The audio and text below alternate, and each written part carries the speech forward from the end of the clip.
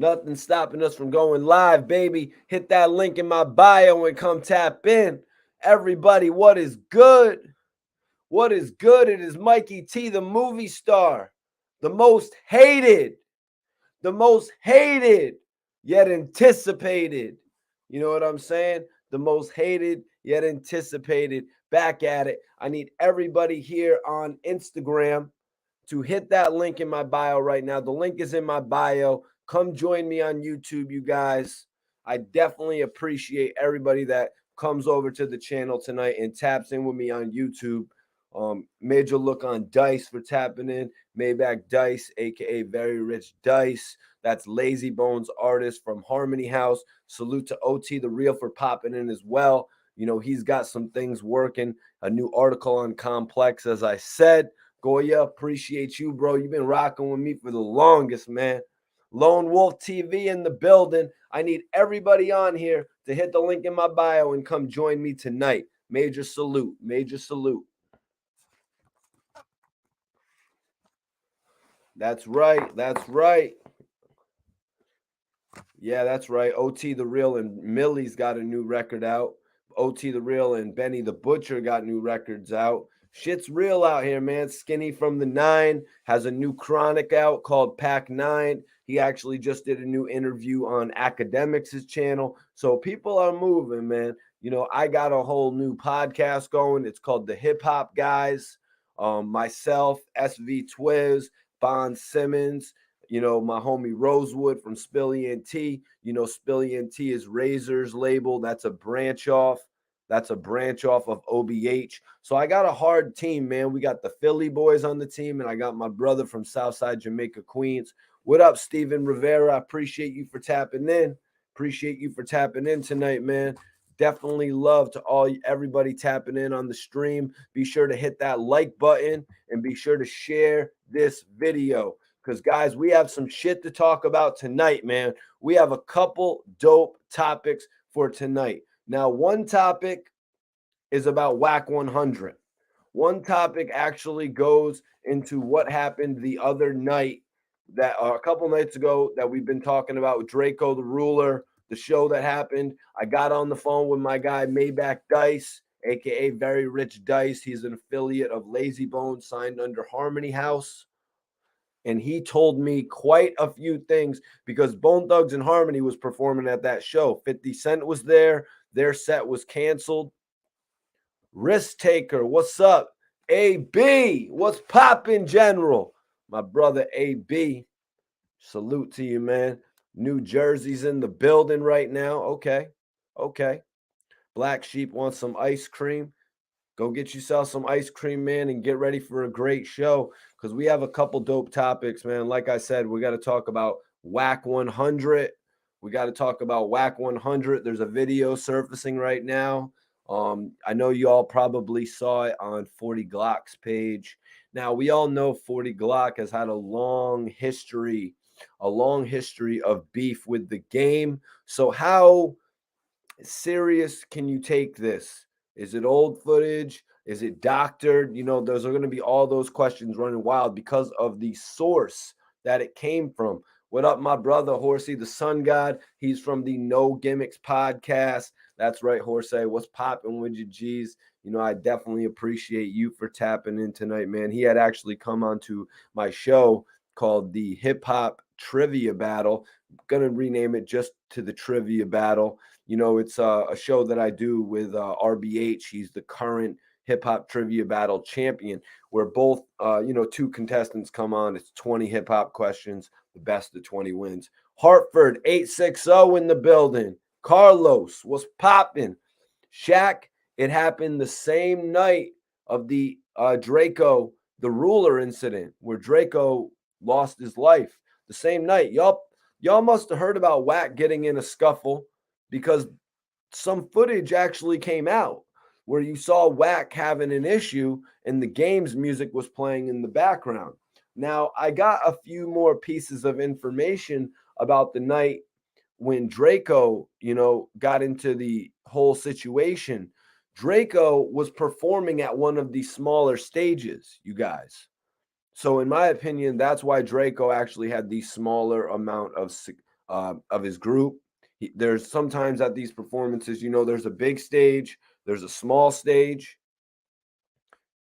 So, from my understanding, Draco was actually performing at the smaller stage and took it upon himself to go over to the big stage where the melee unfolded. Some people out there saying that wasn't Wack getting jumped. That's why you got to put allegedly, man. That's why you got to put allegedly. People are running with it right now. It's all over 40 Glock's page. A dude with a red jacket getting jumped out there. Some people were saying it was had something to do with the game, but in this Instagram clip that I saw, there was a video or a picture. There was a picture of Wack 100 standing right by the game. You hear what I'm saying? So that makes me think that Wack 100 in the game are 100 right now. Risk Taker TV says, how is it in LA? I'm from Connecticut. Yeah, that's right. Steve, we're from Connecticut. We them CT boys. Or if we rep in Rhode Island, then we them Rhode Island boys. But yeah, Risk Taker TV, you out in Cali, huh, bro? Okay. Shaq. What up, G's? Appreciate you for tapping in tonight, man. Definitely appreciate everybody for clicking the video and coming in tonight, man. The hip hop world is going pretty crazy right now. For the last few months, everybody has had their eyes focused on Wack 100. What he's going to do next, what business moves he's going to make. Ever since that whole interview popped up with 6ix9ine, he really came back and got on everybody's radar. Now, a lot of us knew about Wack from the past when he had taken on a role in the game's career. After the game had pretty much passed his prime, the game had come out with his 2 most successful albums while he was still with Interscope and Geffen. Tyson says, facts, Mikey, but Wack had on a brick red hoodie and khakis on. The person who was jumped had a bright red sweater and jeans and was like 150 pounds. Now, one thing, Tyson, one thing also that I read into, my dude, is that Wack was also with one other person. He said he was only 2 people deep. You know what I mean? Now, there was a video that showed that he was with several other different people, but Wack said he was with one other person. So 2 people on the ground while the mob is all on top of them sort of sounds like the situation that he was drawing for us when he had spoken on Clubhouse. Wack 100 went on Clubhouse. He admitted there was a melee. He admitted there was a fight. But we've seen Wack in predicaments like this before. Where it's him against 2, or it's 2 against 5. We've seen these type of predicaments play out. And I'll just say the camera footage wasn't all the way there, because at one point it looked like Wack was being held up like Logan Paul. It looked like Wack was being held up and dragged off, like his boys were picking him up and dragging him off of the scene. Just what it looked like to me, though. We all have our own thoughts as to what we saw. Like, a lot of people are watching the guy in the white shirt or the white jacket. It says, watch the guy in the white jacket. Now, I didn't see what they were talking about that until I caught another video where the guy in the white jacket gets surrounded by security. I don't know who the guy in the white jacket even is. If anybody can clarify that a little bit in the chat, so, I need to. TMZ hasn't really done the video where they're like, ping, this is Wack 100. Ping, this is Wack 100's associate. And I don't know if that's going to happen. Obviously, Clubhouse is a little bit different than what we're doing right now. Clubhouse is a little bit different because you don't have to necessarily Clubhouse is different because you don't necessarily have to put your face on the camera, you know what I mean, to show if there's any wounds. Hey, Jeff, have you ever smoked Snoop Dogg's Chronic in your life? Have you ever even smoked some cereal milk, bro? I don't think so, man. I don't think so. So your comments are irrelevant, man. Steve says Wack has been getting into some serious shit. Yeah, man. Ever since Wack 100 has really made his name into the game, he's been getting on to into some serious shit. Ever since then, like if you look all the way back to what happened with Stitches, if you even look all the way back to what he did with Stitches, and this is sort of, in my opinion, how he really got into the good graces of the game, because he showed the game that he wouldn't be afraid to step up for him in that whole situation when Stitches was rolling around. I think it was not play, it was story. Stitches was rolling around story, and then he even spit on the game's vehicle. And then, I've said it before in the past, he should have took that win. He should have took that you know what I mean? He should have took that win and just went on with his shit. But he came back and he really wanted to confront the game. He really wanted to confront the game actually man to man. And, he should have just realized he wasn't going to get an opportunity to do that. You know what I mean? You're not going to get an opportunity to attack one of the biggest artists of all time. You're not. I don't know what the hell Stitches was thinking, man. And while we're at it, man, I do want to apologize for turning down an interview.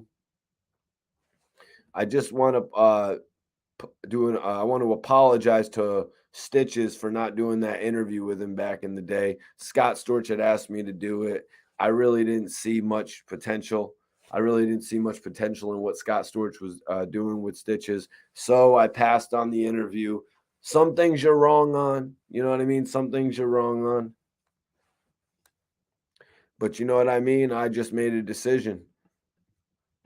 That's what I went with. Was I wrong? What do you think? Would you guys have liked to have seen the Stitches interview on my channel? Would you all have liked to see the Stitches interview on my channel? Or do you guys think I made a pretty good decision turning that one down?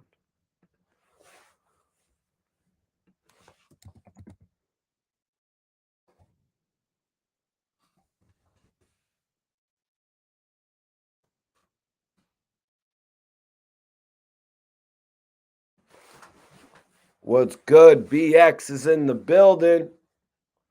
Tyson Garcia says, no, he sucks. Purnell Hainsworth, what up, Purnell? Appreciate you for tapping in tonight. He says, you were definitely wrong. Yeah, man, I'll be honest with you. I was called a second time to interview Stitches as well. It was when the game beef had all started. My dude who used to work for World Star Hip Hop, my guy Jay, hit me up and he was like, yo, Mikey T, I want you to go and do an interview with Stitches. I want you to go do it for World Star Hip Hop. And I was like, damn, Jay. I was like, that's lit. I'm like, I appreciate you calling me to do the World Star exclusive interview, but I'm actually in Connecticut. So I had to tell Jay I couldn't do it unless World Star was going to fly me out. And I was like, let's see, man. Steve Drive says, Mikey, if you ever signed with Nori, you might start getting those big interviews, huh?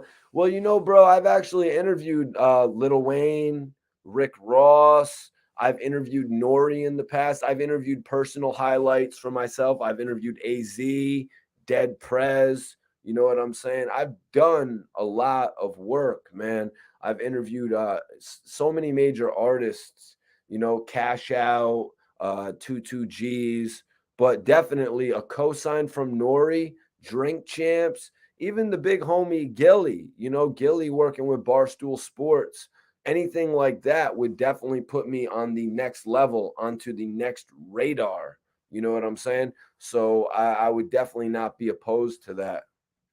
AB says, nobody cares about Stitches. That's how I felt, AB, at first.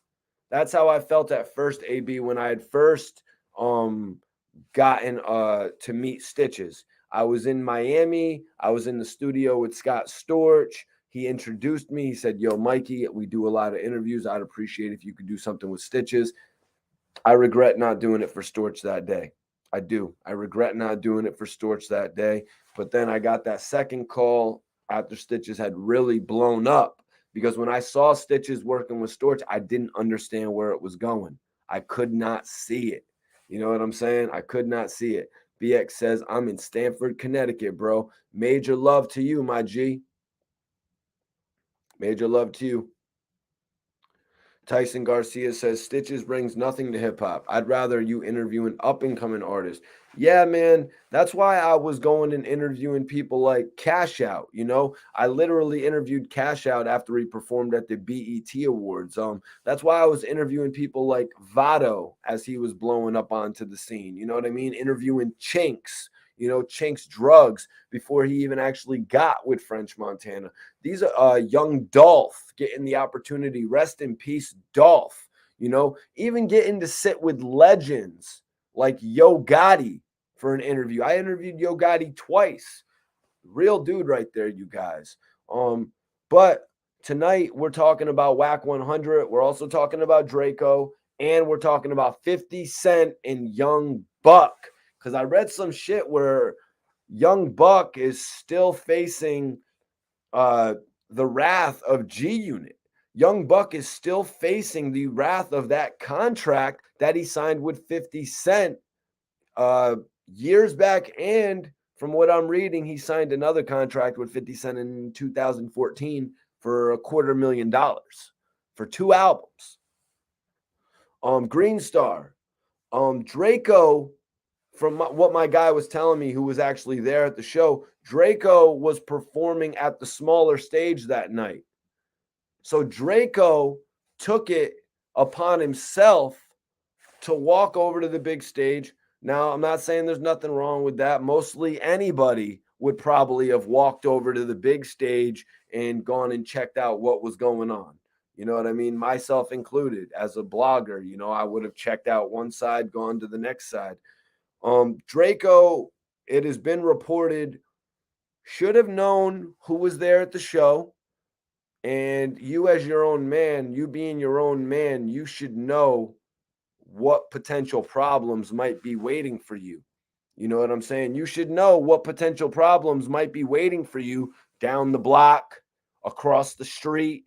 You know what I'm saying? A lot of these artists, you know, the way that they run their career. I was just literally watching the movie about Michael Jackson, the Finding Neverland movie. The way that they ran Michael Jackson's life, they had him going from point A to point B. That's how a lot of celebrities work, you guys. They go from point A to point B. They leave, you know, they go do their show, they get their bag, they leave, you know. So that's some of the information I got about Draco the Ruler. He was actually performing on the smaller stage, and then he walked over to where the bigger stage was.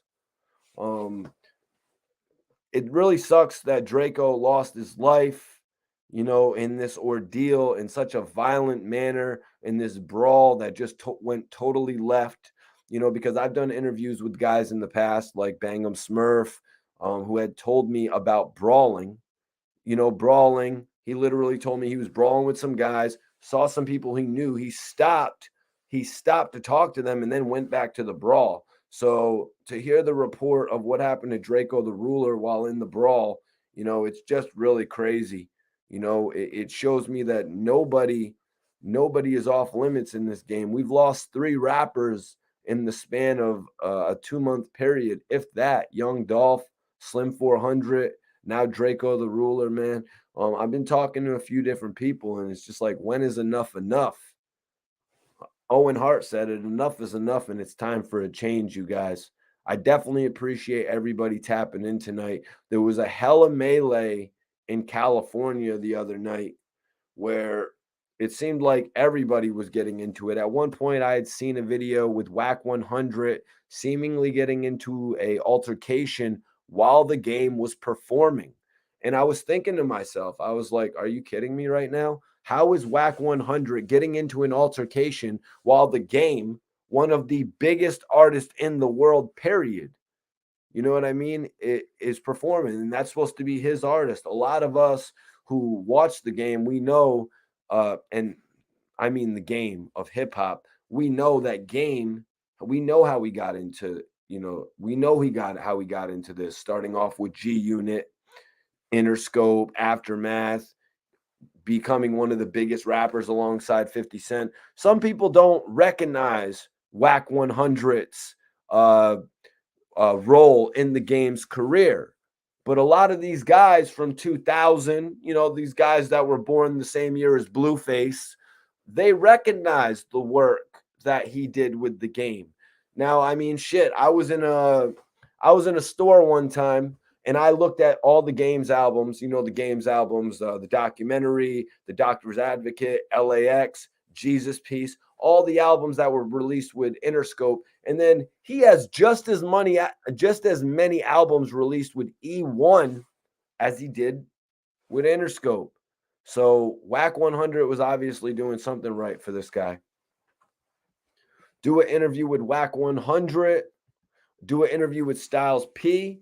Yeah, Styles P is a good dude. I've actually met him on a few occasions. Everybody do me a favor, hit that like button, share this video. It's your boy Mikey T, the movie star, the most hated yet anticipated. That's right, I'm back. And we're talking about the real tonight. Did Wack 100 get jumped? Or is it fake footage? 40 Glock is running with it. Wack 100 denying it. Wack 100 even went on Clubhouse and spoke about it. Spoke about the melee, sort of got everybody ready. He got everybody ready for the footage that was to come. Now, my bro Dice hit me up. He was there with Bone Thugs and Harmony. He was there when they performed. He told me he saw the helicopters flying above the scene. After this crime happened, you guys, my guy told me he saw the helicopters flying above the scene, y'all. So when you come to this channel, I want you to realize that we've got people on the ground at every single event. I'm not like every other blogger out there who's just making up the information. You know what I mean? I'm not just I do give you my own opinion. Now, I'm not going to stop giving my opinion. You know what I mean? I think I got valid opinion. I should probably be a writer for that new wrestling company, AEW. But when I got sources calling me and telling me shit, and I'm not just going to jump on here every time one of my sources call me and tells me something happens. That's not what I do. I'm diligent. I was like, okay, I'm not going to come on here and discredit Wack 100 as I'm not even doing now. But I waited and I saw the footage that dropped.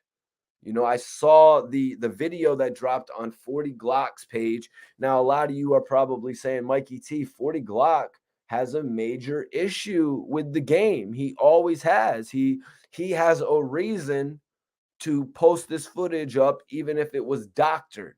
He has a reason to post this footage up, even if it's somebody that's in a red shirt that sort of looks like Wack 100, but might not be Wack 100.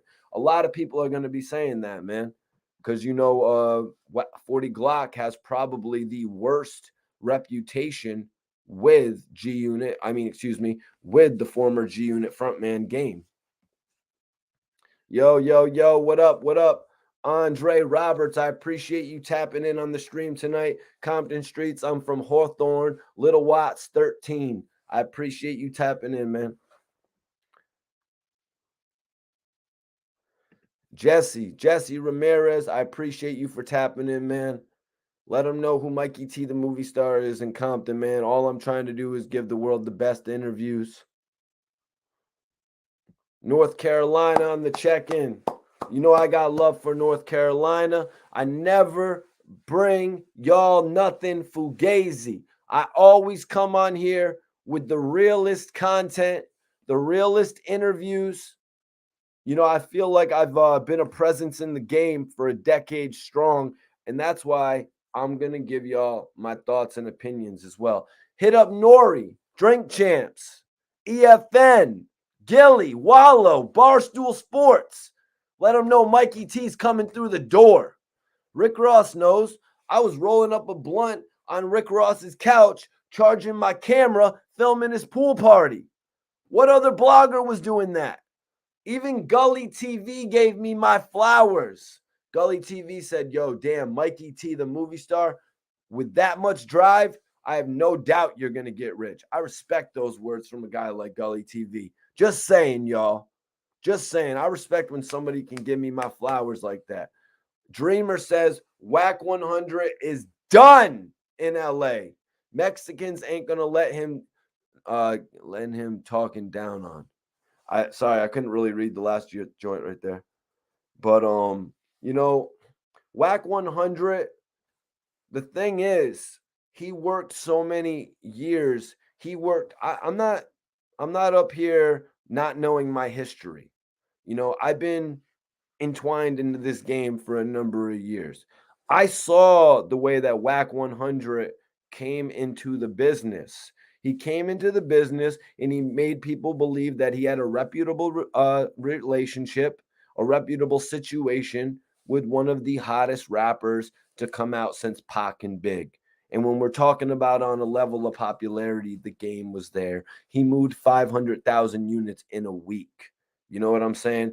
And a lot of people would say, "What? What did Wack 100 have to do with the game's career?" That was 50 Cent and Dr. Dre and Jimmy Iovine, and it was Busta Rhymes was on a single, and Eminem was on a single, and this and that and the third. You know what I mean? But they wouldn't have said Wack 100's name. But move up 5 years, Wack 100 has become a main force in the game's career. Once he lost Aftermath, 50 Cent, Dr. Dre, they put him on Geffen. You know what I'm saying? I'm just being real. I'm just telling you the history that I've watched. And Wack 100, being that he got into the good graces of the game, like we talked about Stitches earlier, he has made all of these new rappers, the new age rappers, believe that he actually was there putting in all the footwork. Wack 100, I don't think was with the game when he moved 500,000 units in a week. I don't think Wack 100 was there when the game when he did the Doctor's Advocate that moved 350,000 units in a week. I was there watching all of this.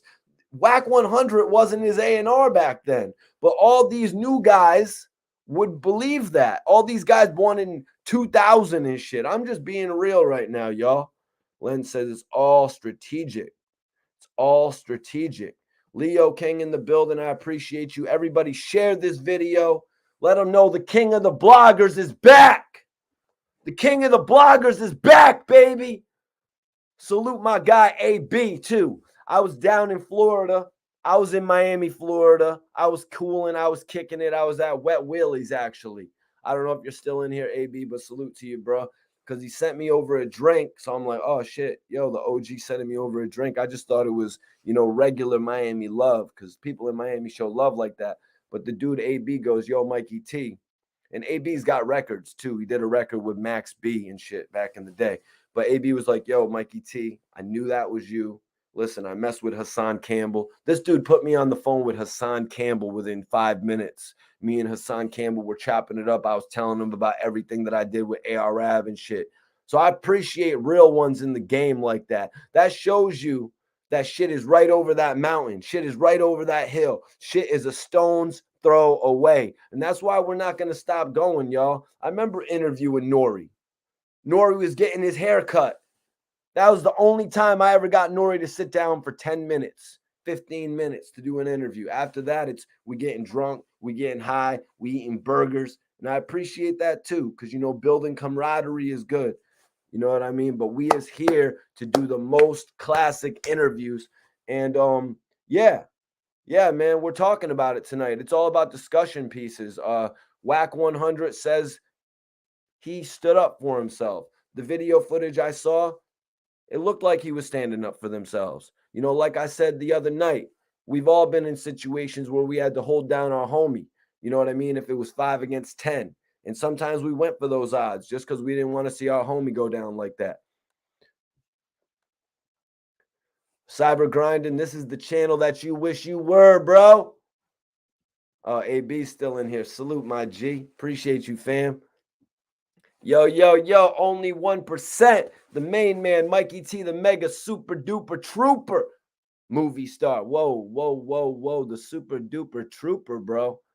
Come on, man. Don't put that on my jacket, man. Yeah, some dudes want to have pop and hip hop channels so bad too, Cyber. Some people want to have pop and hip hop channels, but you know what? You got to go out there and you got to grind for it. I've met Wack 100. I've looked Wack 100 in the face, eye to eye. You know what I'm saying? I met Wack 100 when I was more popping than him. You know what I'm saying? It's levels to this shit, man. It's levels to this shit.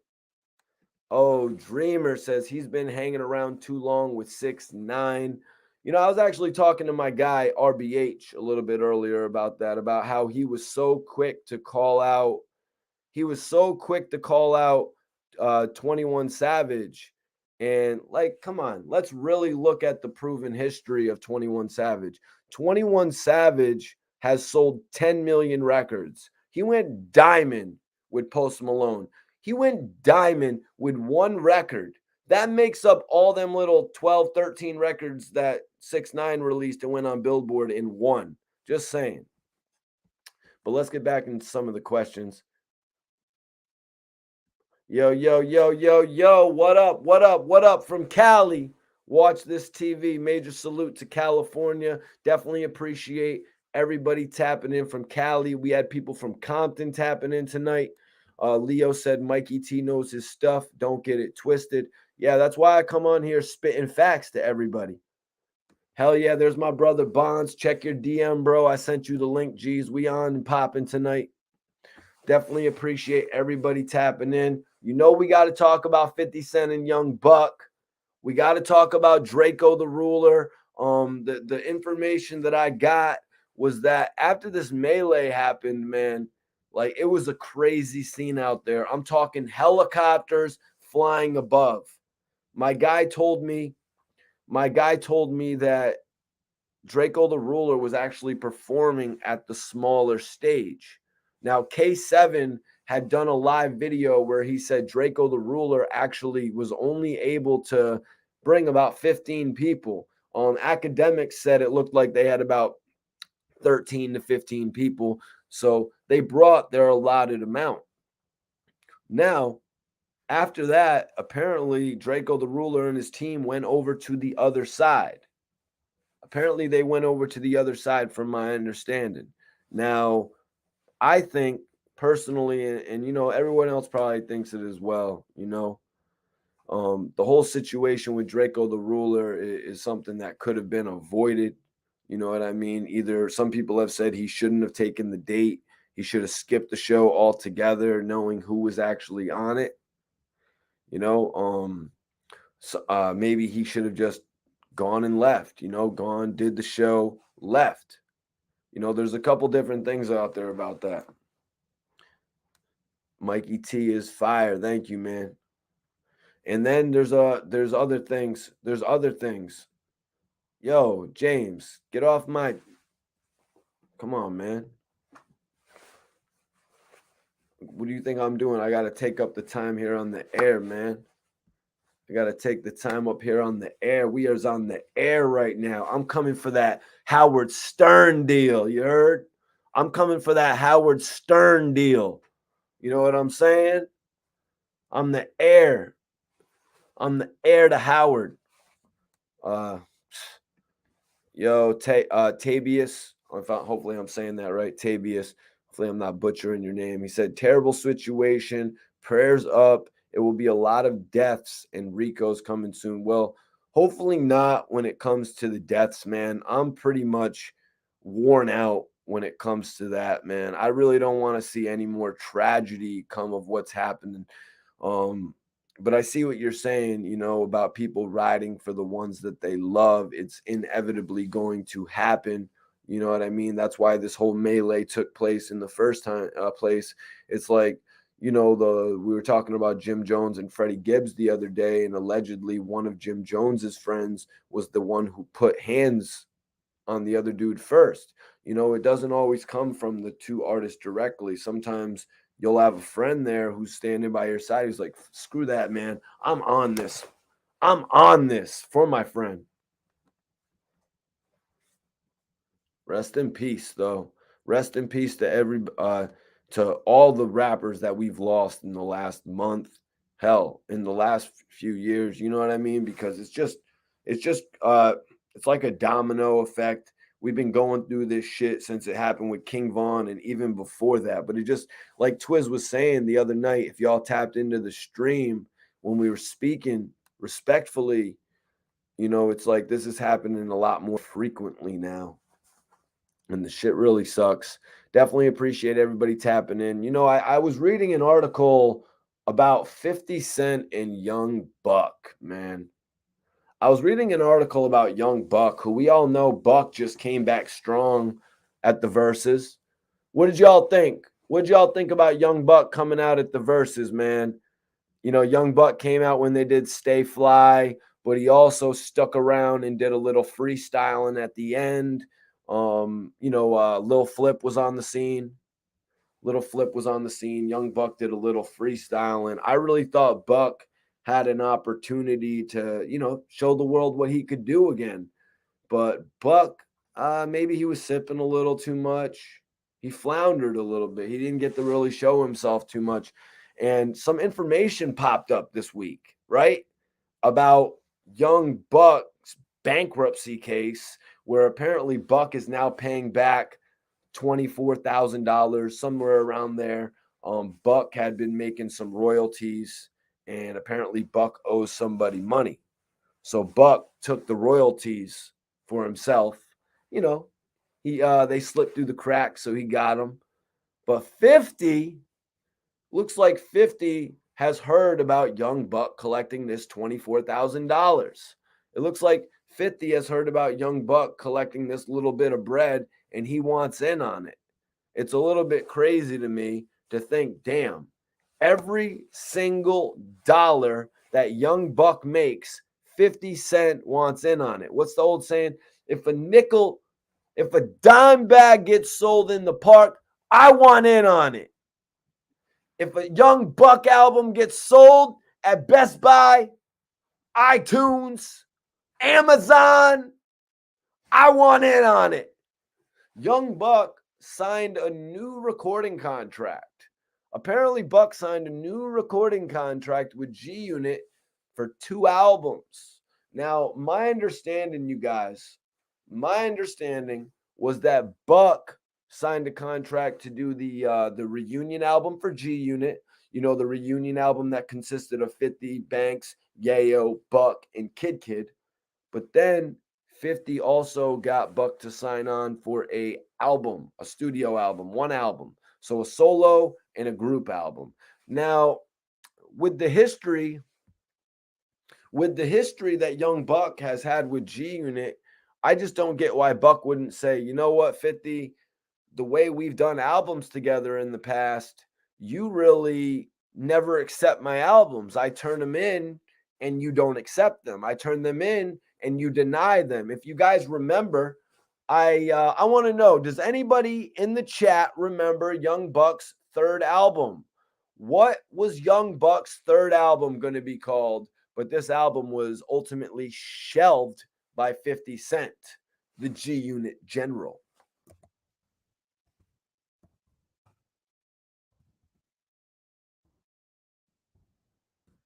Somebody tell me. I'm waiting on the chat. I'm going to take a drink of Red Bull while I wait on the chat. What was Young Buck's 3rd album called? I'm going to answer it for you guys. Can anybody tell me? Nope. Tabius Buck the World was the 2nd album. Aunt Doobie.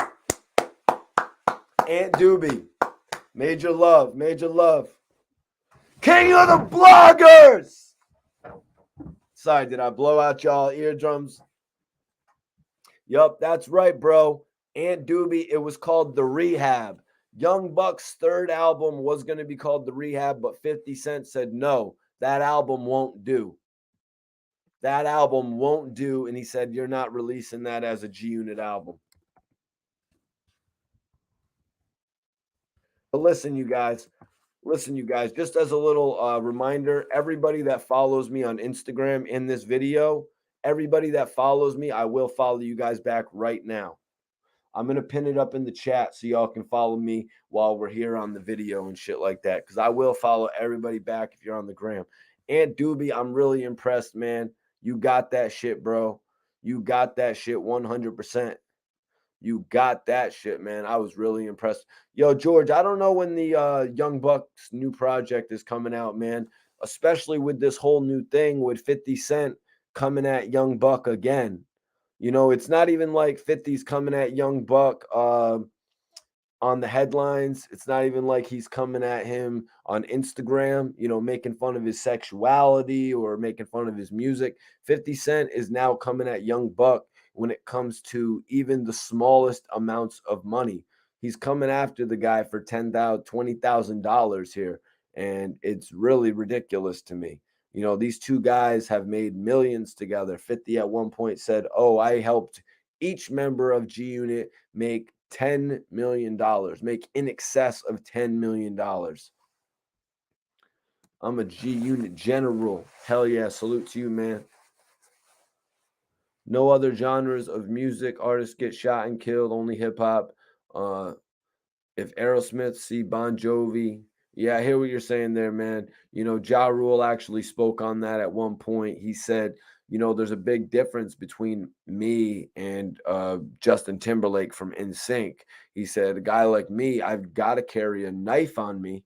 And, that's actually what Ja Rule said. But Justin Timberlake wouldn't so much have to carry a knife with him. And it's just crazy that that's the weapon that Ja Rule had mentioned, being that is what ultimately ended Draco the Ruler's life. It's just crazy to think like that. But we've all been watching this shit since we were young. You know, and a lot of the stuff about hip hop we don't forget. It really gets burned into our mind. You know what I mean? We don't forget it, man, because we live it. You know what I'm saying?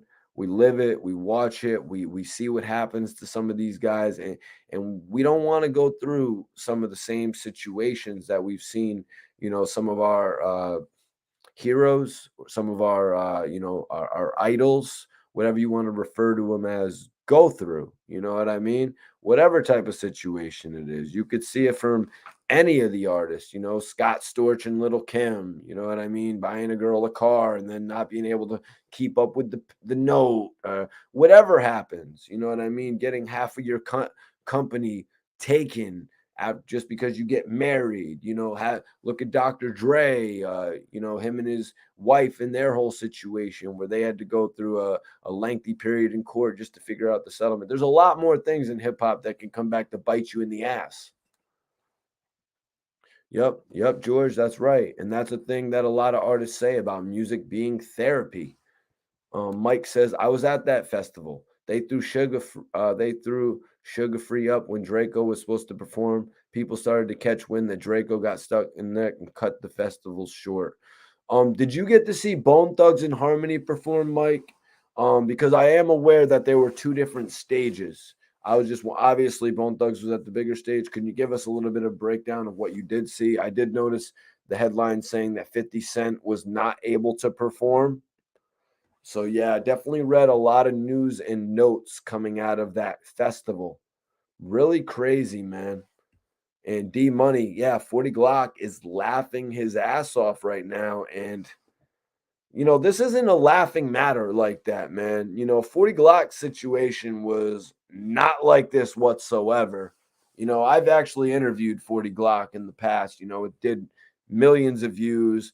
40 Glock has been all over hip hop magazines based on his beef with G Unit, more particularly The Game.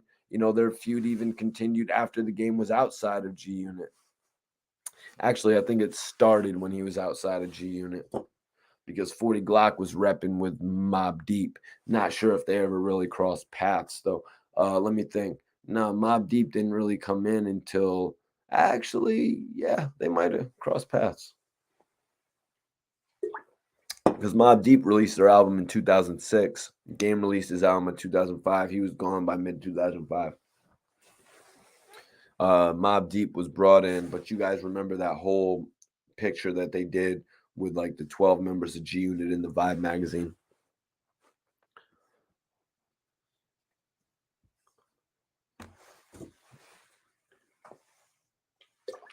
Definitely appreciate everybody tapping in tonight.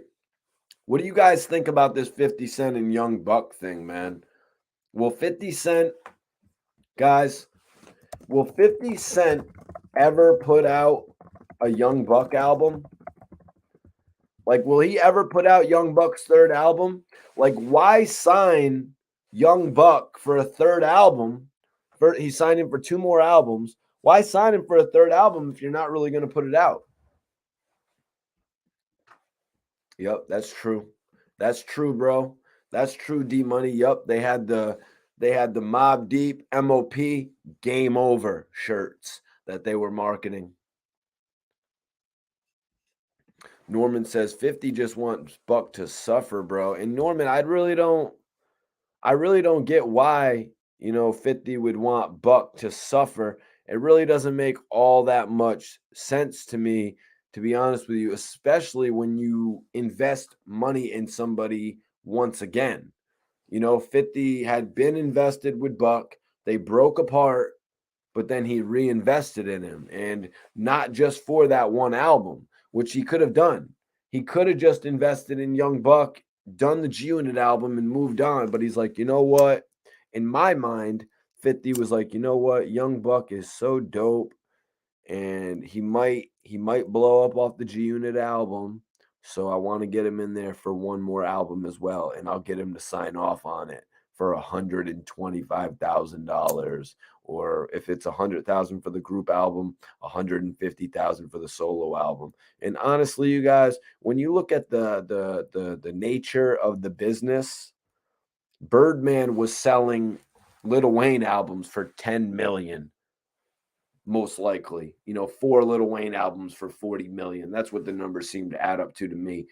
50 Cent getting a Young Buck album for 125,000. What a steal.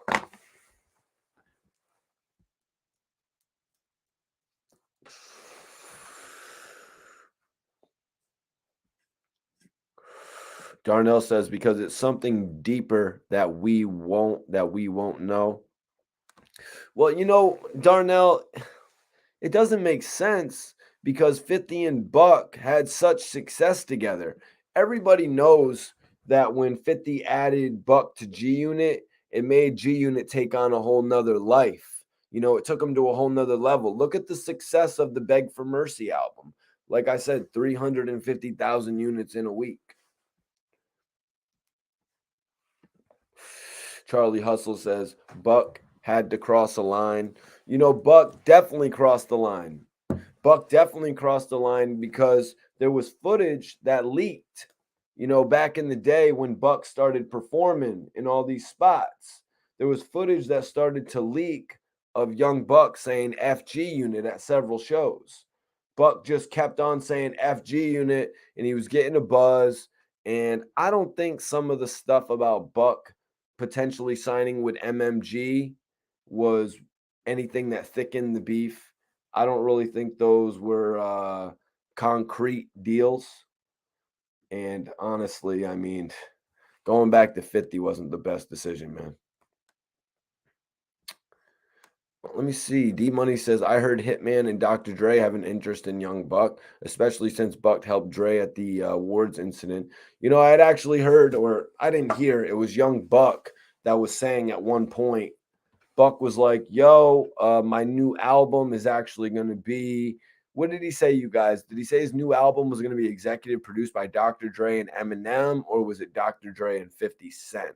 He was going with that for a hot minute, where he was like, oh, Dr. Dre's jumping on my project, my new album, and da da da da da. And then nothing really came of it. So I heard a little bit about that too.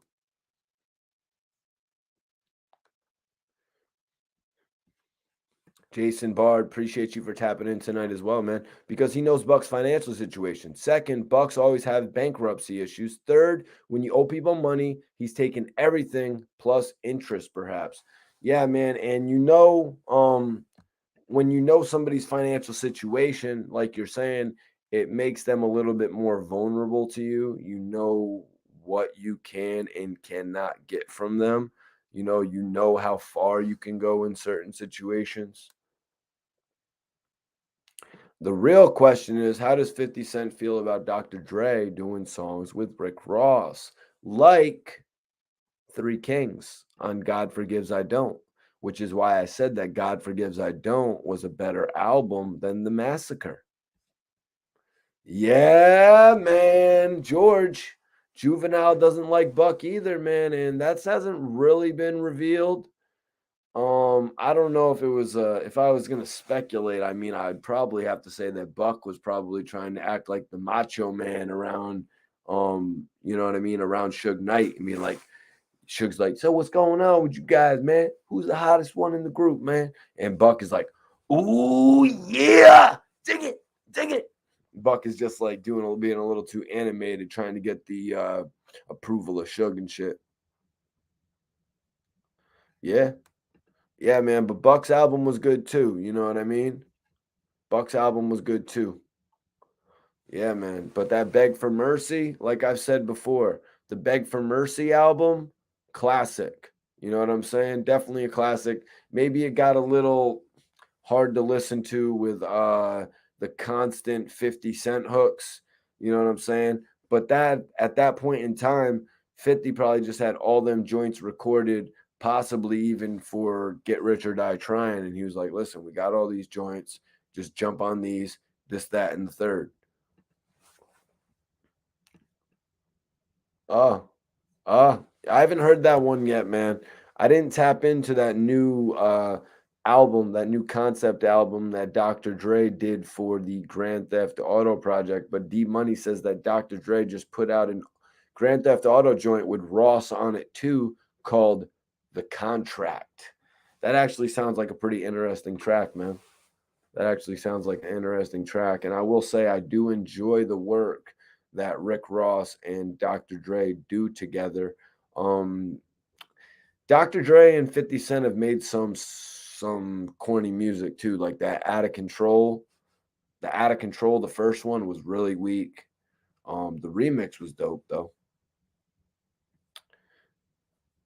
Norman says, knowing 50, I don't think he'll let go of this whole situation. He's not. He's not. He found out that young Buck got like $20,000 in music money.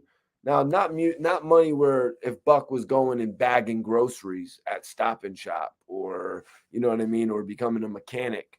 50 probably cannot go after that money. But if it has something to do with what he has Buck in contract for, oh, he's going after that money. He's like, yo, royalties came in from 10 bullets. Royalties came in from 10 bags. Royalty, you know, all them 10 series he was doing.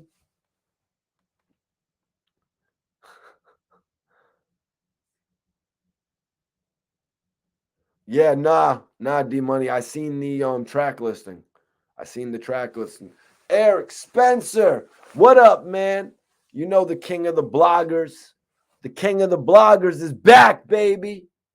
The king of the bloggers is back, and I'm hungry. I'm ready to eat me another rapper. I'm ready to dissect another one of these rappers. Which rapper y'all want me to go after next? Oh no, man. I think it's about time we go after an executive. I think it's about time we go after an exec in the game. You heard what I'm saying? What happened to Draco? Well, Ghostface 7. You probably have been seeing all the headlines about what happened to Draco. You might have even seen a news report, depending on what area you're in, man. You know, Draco was a young rising rapper in the game who had a lot of credibility, obviously being brought out to perform at this festival that he was at just recently. You know, Draco unfortunately lost his life in a brawl that happened at one of these events. And you know, me and the guys and I were talking about it last night. Twiz, Bonds, Rosewood. You know, after everything that's happened in recent history, and I'm not just talking about the rappers' deaths, but everything that's happened at these shows, these hip hop shows, the violence. I mean, even a few years back, Meek Mill in Connecticut.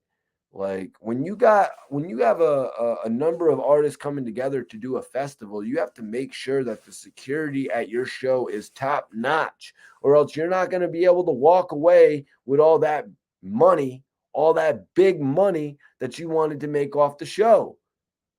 You gotta allow some of the expense. You got to allow the expense of the proper security, or else you're just going to cost yourself everything. You're not going to be able to come back and do a second show. Look at what Little Boozy does with his Boozy Fest. You know what I mean? Look what Little Wayne does with his festival. You know what I mean? Some of these artists, they see the lucrative nature in setting up their own shows. So to the promoters out there who are booking these guys, doing these heavy performances where they bring out 5 or 6 different acts, where they have 2 or 3 different stages, you need the right amount of security, man, to man this shit. You need to make sure you are in control of the acts as well. You need to be in control of the artist. You're paying them. Okay? You want to be a fan and watch the performance of another star? Well, not here. You're performing here. You're not going to go out into the crowd and watch the damn show afterwards. Sometimes maybe you got to do something like that. You know, I don't have much history. I don't have much history in booking shows, but I did book studio time. I was booking studio time at several different studios, and you just know if somebody's at the studio who has issues with somebody else, you don't book there. Like one time I was shocked. I was at Circle House Studios and French Montana was there in Studio A. And who was in Studio C? It was hell rel, you guys. I was like, who let this happen? I'm like, it's about to go down. Who let this shit happen? That's what I was thinking, man. Wild, Wild West. Well, you know, 40 Glock has it on his page, but Wack 100's denying it. Wack 100 jumped on Clubhouse the same night. You know, he sort of he got what is it called? He had his media training. You know what I mean? He had his proper media training going on. You know how 50 Cent do when he takes a whole situation and he plays it out to benefit him. I'm just saying these guys, they know what they're doing. They know what they're doing, man. Mikey T, good evening. Salute. What up, Angel? AC, what's popping, man? They making lawyers rich. Yeah. Big drip. Yeah. Yeah, they are, man, because there's going to be a lot of people that need to pony up, put that bread out for the lawyers, man, to be proven like, yo, man, listen, I'm an artist. Just because one of my guys does some crazy shit, that doesn't involve me. Just because 5 of my guys do some crazy shit for my better interest doesn't necessarily involve me. You know what I'm saying?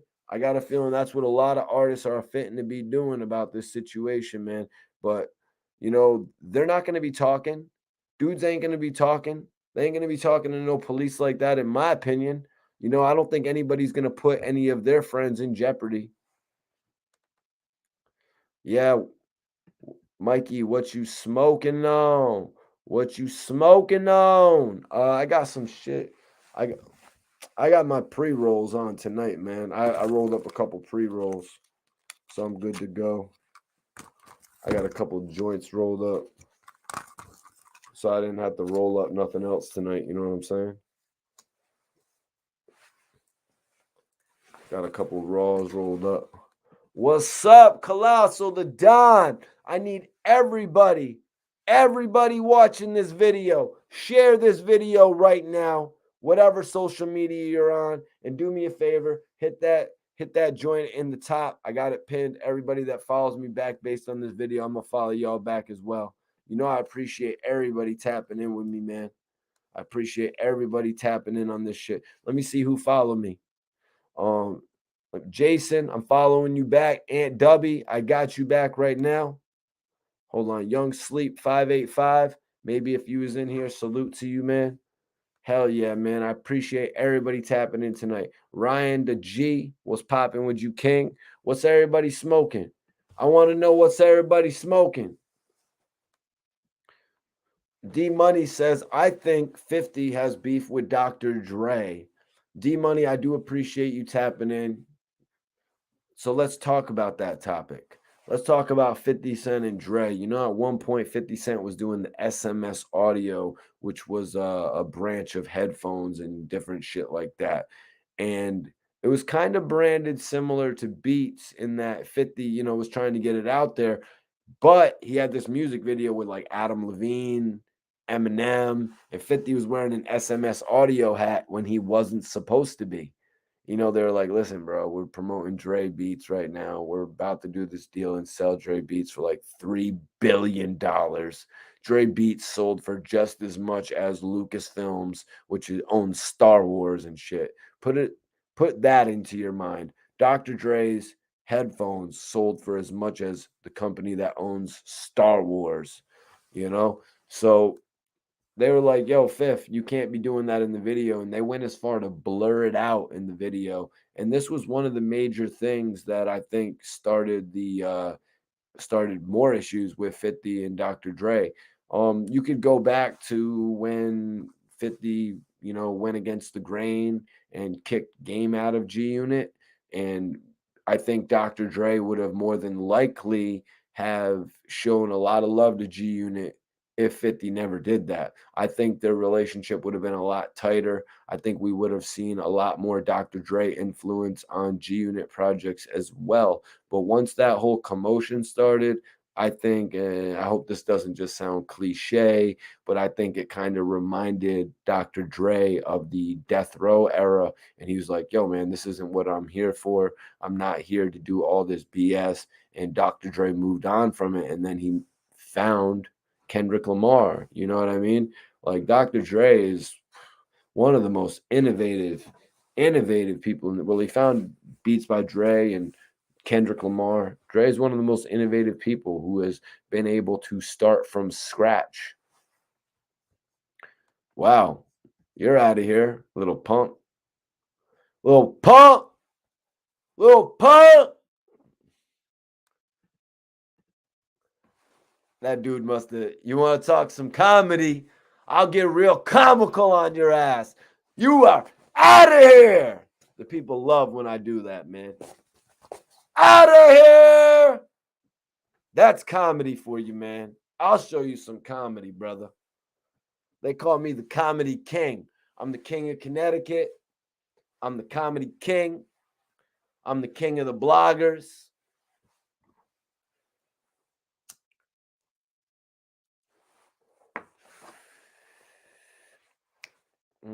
Ice cream cake. I'm getting high today.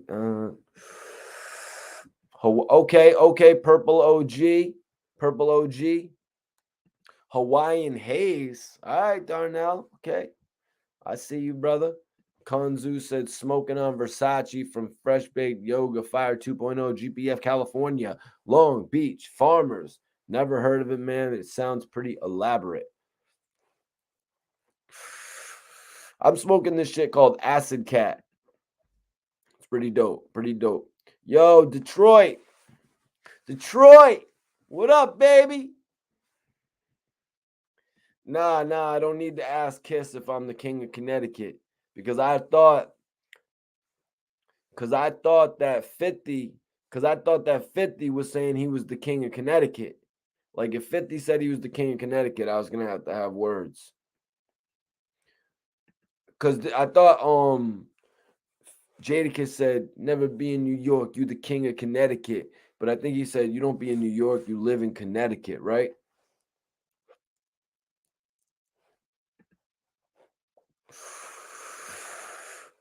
Remind me of that, bro.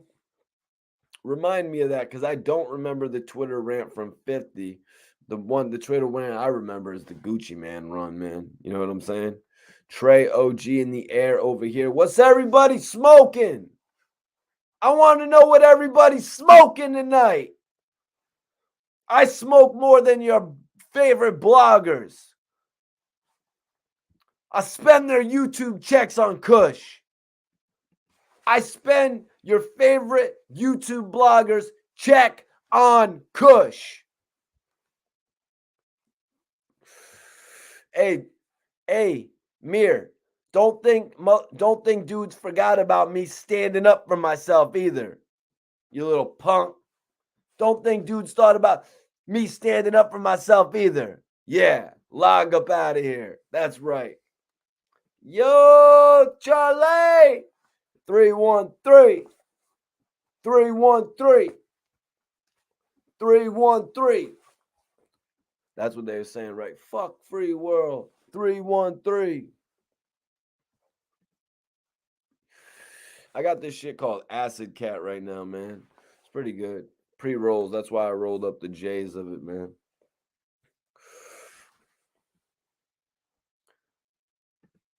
Yeah, I'll be in CT.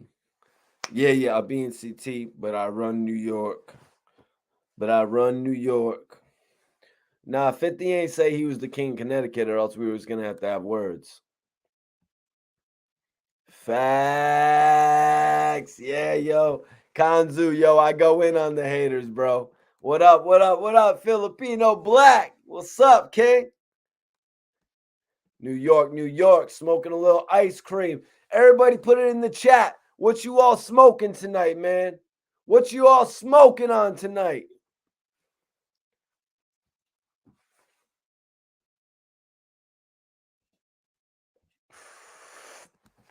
$3.10. Yo, what's $3.10, bro? Let me know what $3.10 is, man. I'm rocking out with the people tonight. Shout out my bro China Mac. Screw that. Yo, big screw face. I stood up for myself.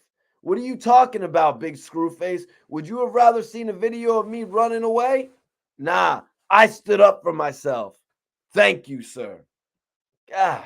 But thank you for tuning into this video too, man. Don't leave. Go check out my new interview with Hollow the Don, bro. Look at some of the content. I think you'll enjoy yourself over here.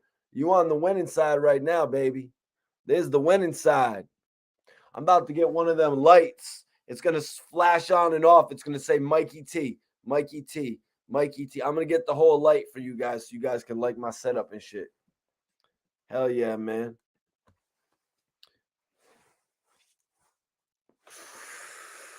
Talk that shit, my guy. 313. Oh, TL. Yo, TL. TL said I smoke more than you two, Mikey. And I remember you hit that block. Hold on. So TL, were we smoking together and you're saying that you outsmoked me? Is that what you're saying, bro? You might have outsmoked me. If you might, nah, I don't think you did. I don't think many could outsmoke me, bro. When you coming back to the bean? Shit. I wanted to go to that Benny the Butcher show out in the bean. It's cold now, man. You know, it's wintertime, bro. I don't want to go nowhere besides Miami or California, to be 100% honest with you.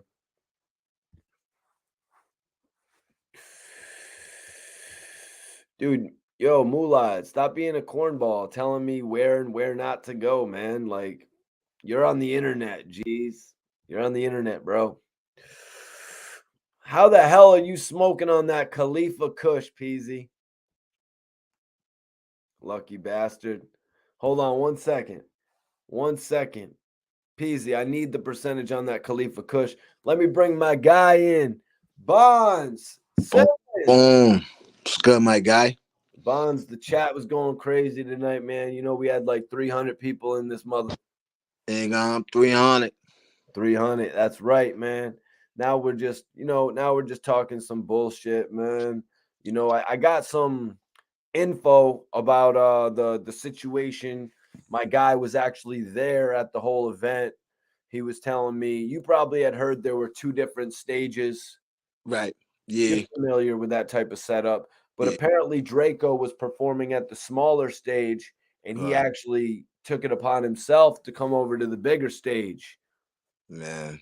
You know what I mean? It's like sometimes when I was just watching the Michael Jackson movie, but you know how it is with artists and shit.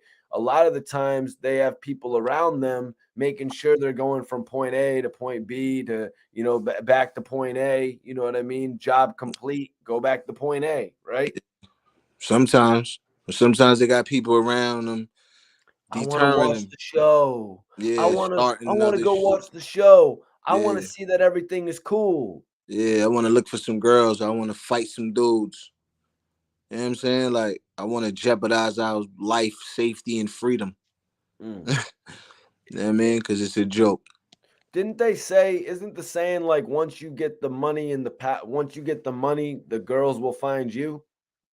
They will find, they going to chase you, buddy. Yeah. They wake up in the morning, get dressed to come outside looking for bosses, man. Bonds, man. What's your? Oh, okay. Hold on one second, man. We're gonna get into that into a second. Yo, Maui Wowie, icebergs on the Maui Wowie. What you on tonight, Bonds? Oh, I got a three. I'm waiting for this girl to come back downstairs and start doing my hair. Salute, Tanya, Cameron, G. Oh yeah, I got to get better light. Really, I don't want to take my honey. I'm about to start Nah, getting. your light's good. But she said I got better light today. Yep, Right. yep. Better I'm light. I'm I'm doing a Oh, appreciate that. Or I gotta get my light. I gotta get my light. I'm a light worker, so I'm working on strengthening my light. You heard? But what I'm doing? I got a Yo, I Louis got a P. tornado. I'm smoking motor cake mixed with gelato mixed with platinum. Motorcake. Yeah, motor cake, AAA, and some gelato, and I threw some platinum in there too. Just a little Well, tornado. our moderator Louis Peasy is actually smoking KK. He says it's 30%. Oh, that's major. 30. Mm, 30. That's a good that percent. 30's hitting. I had some GMO. It was 29%. Yeah, I had just like 29. I had a lot of 28s, 29s. Yeah, I had some GMO cookies. GMO cookies you talking about? Yep.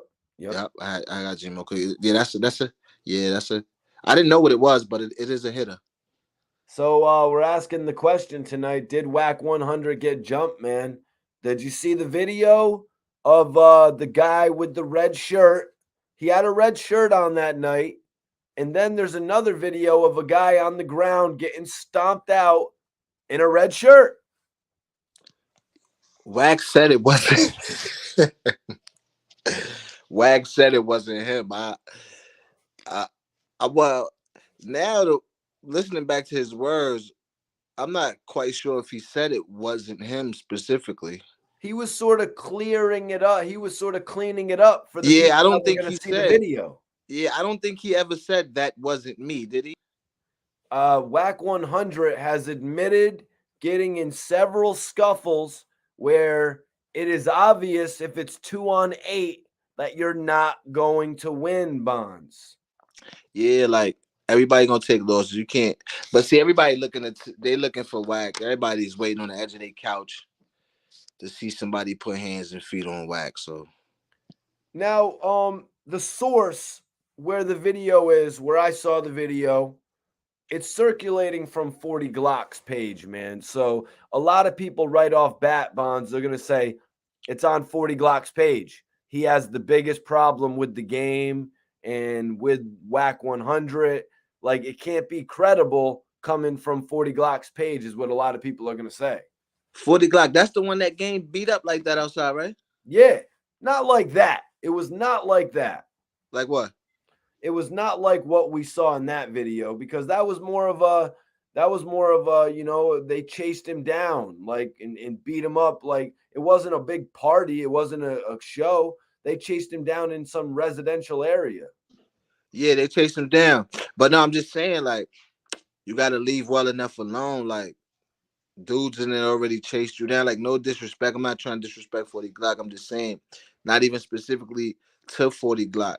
But for people out there watching, like, come on, like you got to put this is the thing. Like we like to talk about things that we don't, we're not really ready for, or we don't, you know what I'm saying. We like to claim things we ain't practiced enough. Like you know what I'm saying. Like we talking about danger. Like we were saying yesterday. Like bro, like people sending too much mixed messages. Either you saluting the bull or you not saluting the bull. Ah, yeah, that's what a lot of people are saying though. You know what they say? They said that they actually Bonds, you good? You on mute? Oh, Bond's having a little issue. Yeah, Peasy, that's what they're saying. That's the major thing of what they say.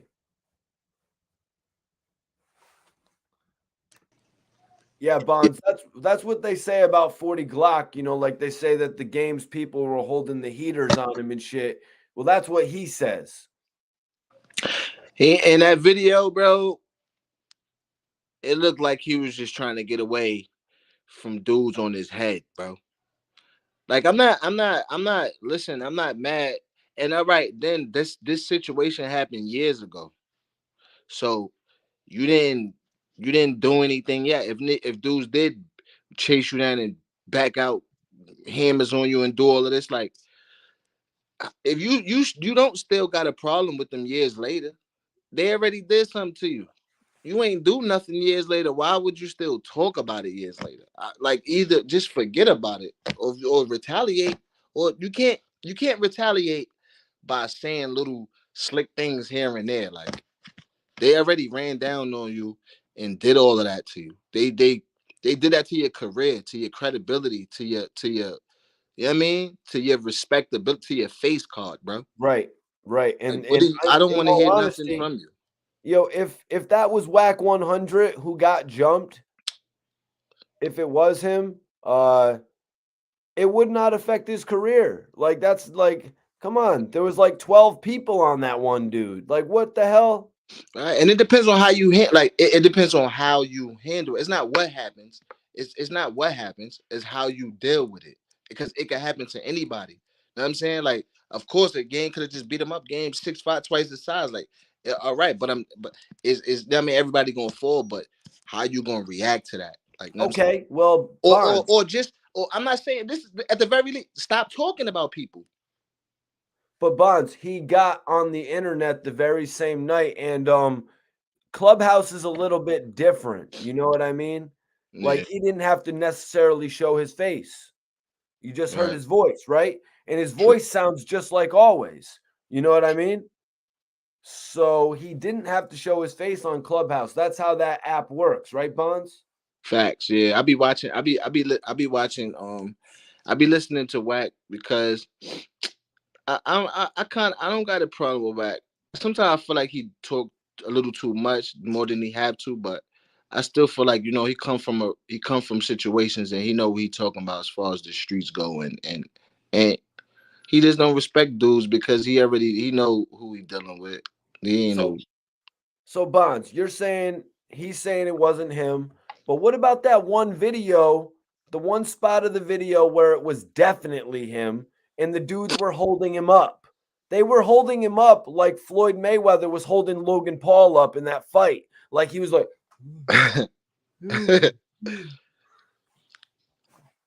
just saying, that was him right there, wasn't it?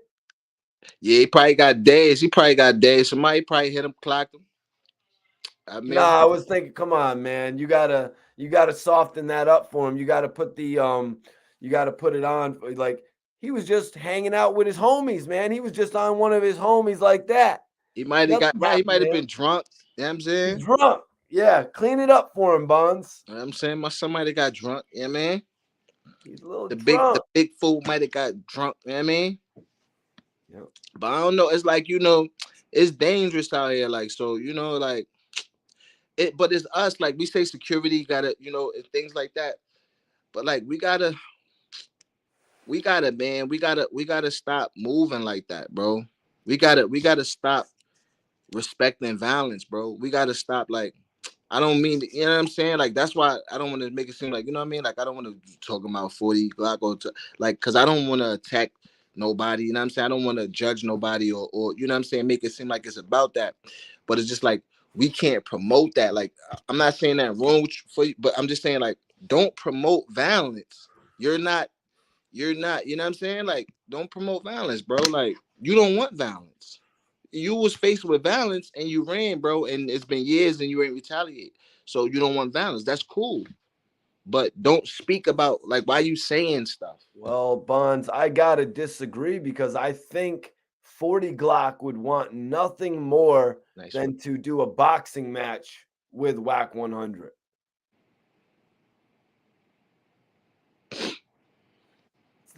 That's his only out, man. You know what I mean? That's kind of no disrespect to 40 Glock, you know what I mean? He gave me an opportunity to do an interview many years back. But I'm just saying, in terms of making Yeah, shout bread, out to Glock.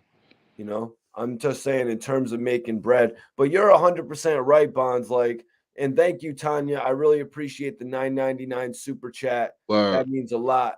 You're the best. Definitely Stop. appreciate you tuning in tonight and last night as well. But Bonds, you're right, man, about putting out that negative energy. But man, the guy, you said it, they ruined this man's rap career.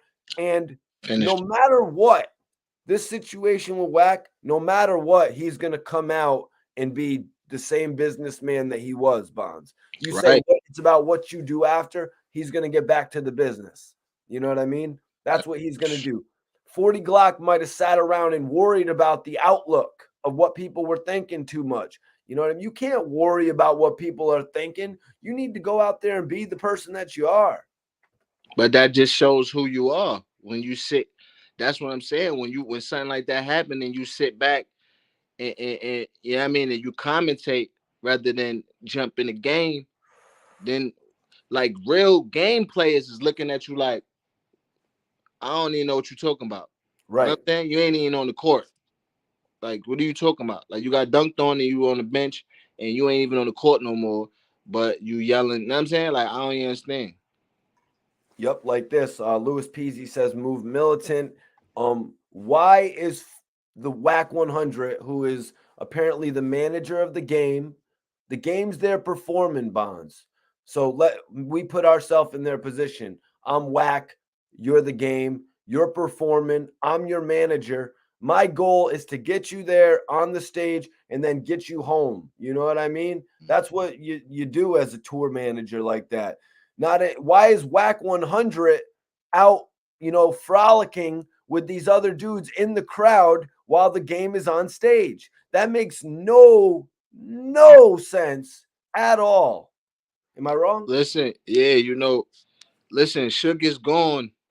He the only one that was gonna be the CEO, not dancing in the videos, not all up in the camera. You know what I'm saying? Yeah. So Wack is a celebrity in his own right now. You know what I'm saying? He about to start booking himself for appearances and charge more than some of his artists probably. So it's about to get Wack. Yeah, yeah. I remember when I met Wack, I was more popular than him. Now it's his time. He's charging more for appearances than his own artists. Yeah, That's why he's got to go work with 6ix9ine because he needs to find somebody who he can actually charge more for their appearance than his is worth. right. And somebody that name is in all through the algorithms on the social media sites. So he's smart too. Now, a little bit earlier, Bonds, I was talking about how Wack 100 built his name. A lot of people, yeah, you're good.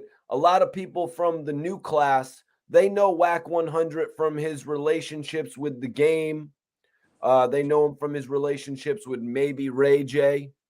Mm-hmm. Bonds, and like us being further back into the game, I know like when game first got onto the scene, you couldn't have thought that Wack 100 had anything to do with that. We were all thinking that Dr. Dre and 50 Cent were people who had something to do with it. Uh, you mean what you mean with something that what you mean? I don't think I'm I just understand what you saying mean. the new class of rappers, they give Wack 100 the credit like he's the one who put the game on. Oh yeah. That's a fact. When he ain't doing nothing but maintain it, Game, because Game already got a name and a career fan base, so it's easy to kind of manage something that's you ain't got to lift that off the ground. You manage something that's already solidified. Yeah, but he's able to take the clout like, yo, I'm in charge of the game. I'm the one who got the game. And people think he's the one who got the game in his position, but people that are long time viewers of this shit, bro, when the game got into this shit, we ain't know his name we didn't know Wack 100 from a can of paint, man. That's a fact. I'm just being I real, think man. Blueface was Blueface's first artist. He had Ray J after that. This man went to Ray J after the game. And what did he do for Ray J? Mm-hmm. See, that was another established person. Ray J was established really though too, kind of. So it's just like, you know what I'm saying? Like it's easy. Like you could manage. I know you already know the answer, but like anybody could manage somebody Right. like that, bro. Like, No, you know you what I'm can saying? I could manage an manage artist him. like that. Yeah, I could manage Ray J. Like I started almost in a way managing Scott Storch Bonds. Right.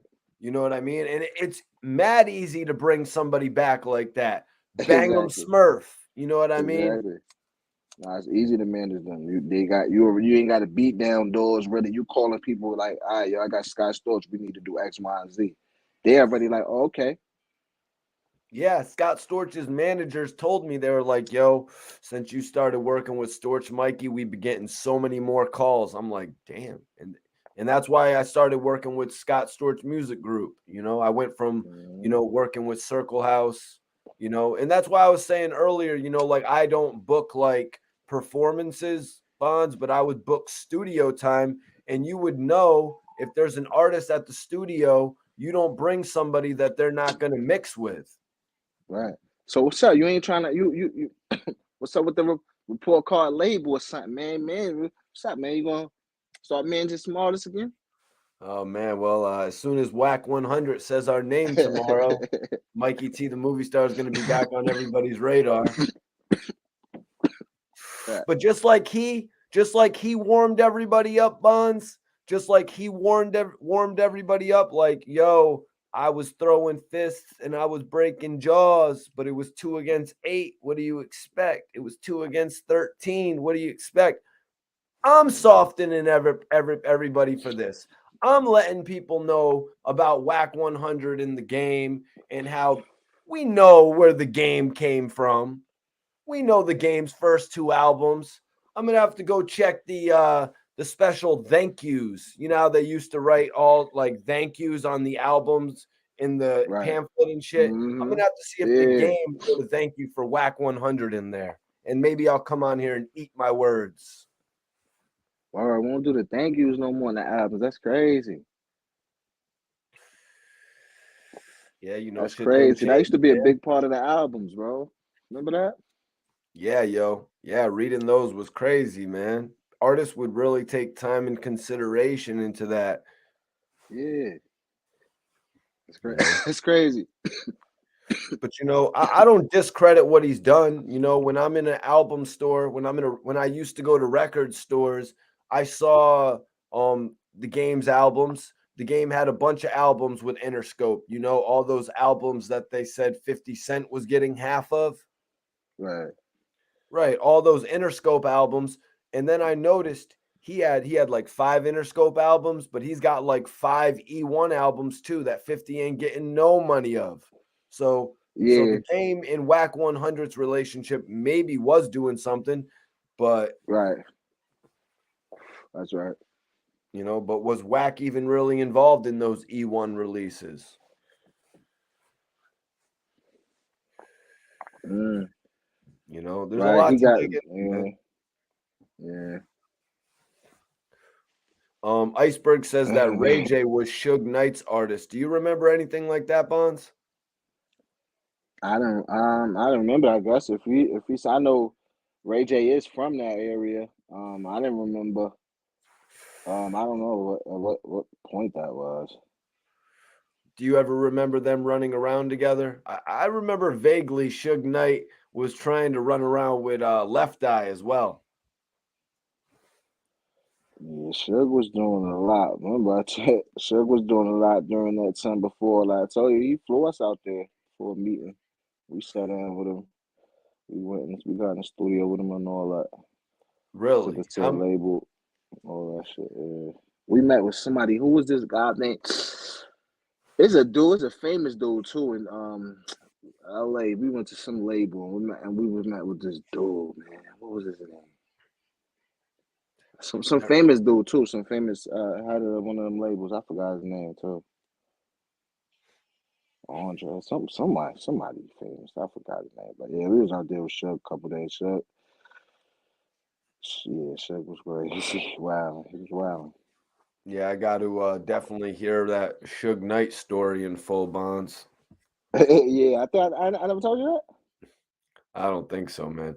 Yeah, Ready 700. I know that Suge messes with Ray J, man, but the only issue was, Suge Knight just wasn't able to solidify any releases. I mean, Bonds, when he brought you guys to the table, was he talking about even getting the ability to release an album? Nope. He had took us to we had a meeting with a actually now that I think about it, because actually, I'm not even gonna lie to you at this point, I wasn't in control of the situation. So I know we flew out to Cali. We met with Suge. We went to the studio with Suge, was hanging out with him. I don't know. We went to a meeting. We met with a label too, but I don't know if we went to Cali for if we met with the label and with Suge separately, or if Suge set that meeting up with the label. I can't tell you if Suge set the meeting up with the label or not. That part Well, I didn't know because did Suge at least give you some weed? yeah, he looked out for us. We went. He took us out to eat. Like I said, he took us to the studio. He smokes out. He took it. He took He care of us. took you Showed us guys love. out to eat. Yeah. Where? It couldn't have been at like Nobu or Nah. anything like that. Yo, it was Denny's, bro. Denny's? Yeah. How the hell does Suge Knight take you to And he had some Denny's? because he had some girls with him too, like some other Was girls that he was trying to sing. He was trying to sign like some that young girls, not the girls he was messing with. Like it was like some young girls, like probably like around our age. I think he was trying to deal with them too. What he did was he brought it to the studio. He brought other people there too, like the girls he brought there too. I think he was trying to fuck with them too. So he wanted us all to work in a studio together. Like I guess it was a bunch of artists that he was just. I mean, so he just wanted us to work together in the studio. He didn't bring no direction, no nothing. He was just like, just do something together. Just his beats, just do something together. That is crazy. Bonds, what are you doing? Where's your camera, man? Get my head twisted, bro. Okay. But that's crazy, man. You was at Denny's with Suge. Would you just get like the lumberjack breakfast meal? Oh, I forgot what the fuck I got. When was this? This was like so a while ago, man. This might have been. Yo, you remember when Shook flew us out of Cali? That was like 2008 or some shit. Hold on. So, Bonds, at Yeah. any point did Suge come over and say, What "Are the you fuck all is enjoying your Denny's?" it? Nah, nah. He was just chilling. He did say some shit. We was in the studio. I don't even know if I'm gonna put that out there, but yeah, he said some shit You about. guys were in the studio and he was like, "I took y'all to Denny's. Go do that song." And He said shit. I'm keeping the masters. Nah, he said some shit about. He said some Biggie Small. He said some shit about Biggie too. Okay, we'll save that for the blog, if anything, man. We'll save that for the blog. That's crazy interesting that Suge Knight would take you all to Denny's and spend $200 at Denny's on all y'all's food. Right. That is Yeah, he got too no problem, crazy, son. man. Yeah. That is too nuts. But yeah, you had Crazy. told me a little bit about that, but we haven't really got the whole story. We're gonna have to do that one. We're gonna have to do that one as an exclusive pretty soon, man. Because that just sounds way too interesting, man.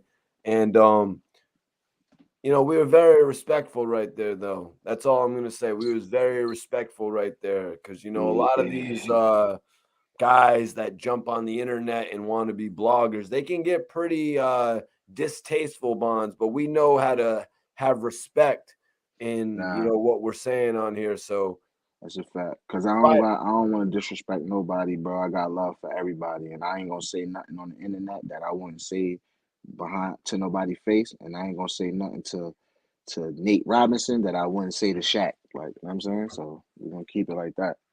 word, man, real shit. So I don't expect anybody to be dissing our platform, the hip hop guys in the morning, to be honest with you. But Oh, we like ain't I taking said, if that. they want to give us that alley oop, you know what I mean?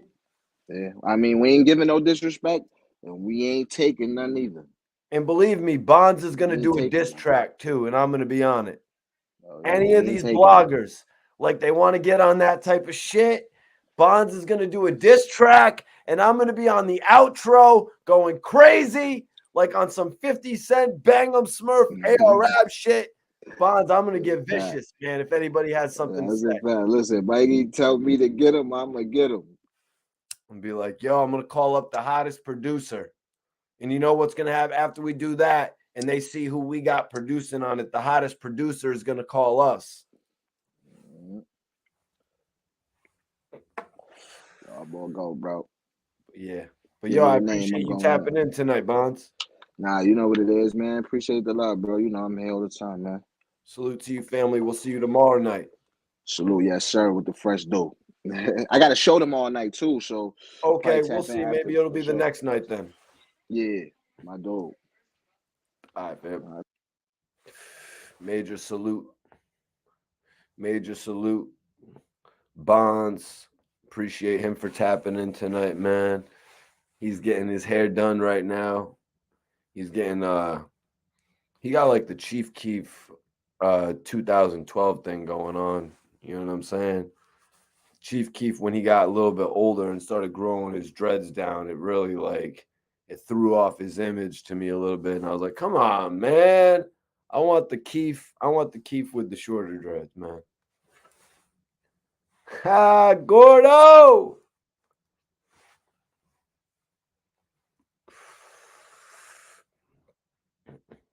Yeah, yeah.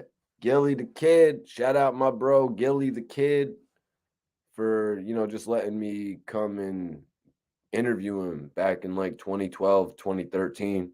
You know what I mean? Just giving me that opportunity. You know what I'm saying? Because a lot of people would have used that opportunity to thrive in their career. And I did, man. And I did. And I'm ultimately appreciative of that. I was just giving Pop Tracks, Pop Tracks, my guy. He has probably the dopest studio out in Philly, HDE. Shout out to Bump J too, the Mayhem Studios. Those are really the only two spots I go when I work in Philly.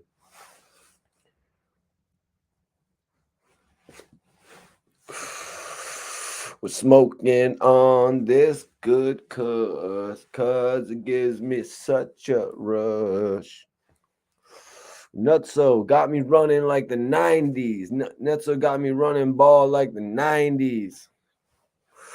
Black sheep. Black sheep of the sheep. I appreciate you for tapping in. Guys, I'm going to say it one more time. I want y'all to follow me, man.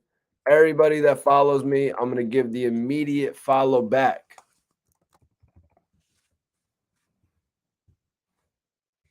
Follow me for a follow back. Everybody on here that follows me, I'm going to follow you guys back immediately. Don't sleep on the kid. Don't sleep on the kid, man. Let's stay connected, y'all. Let's keep this going. I got new interviews dropping tomorrow. I'm dropping my official interview with Mickey Fax. That's right, you guys. Mickey Fax interview dropping tomorrow. Go check out my page to see all my other joints, man. I really appreciate you. I really appreciate everybody watching the video tonight, man. Yo, Sean Martinez, scroll back, man. Watch the video. I was actually talking about some helicopters that were there, information about Draco performing on a smaller stage, just some information that my boy actually called and told me about because he was there and he actually was performing there and shit. So he gave me a little bit of info about what happened, man. But everybody on here, I want you guys to follow me back. I'm pretty much the hottest new blogger in hip hop, but I've been here for a decade plus. You know what I'm saying? You got Adam 22, Hassan Campbell. You know what I'm saying? You got all these dope dudes, Doggy Diamonds. You know what I mean? MREC, but don't forget me. My name is Mikey T, the movie star. I might have forgot one right there, but of DJ Academics, Adam 22, Hassan Campbell, Mikey T, the movie star, Major Salute, Doggy Diamonds, MREC, all the heavyweights out there, man. All the heavyweights, Sub Zero, you know what I mean? Guys that came over from, you know what I mean, doing the real DVD thing like French Montana was doing. But all right, man. Appreciate y'all for tapping in tonight, man.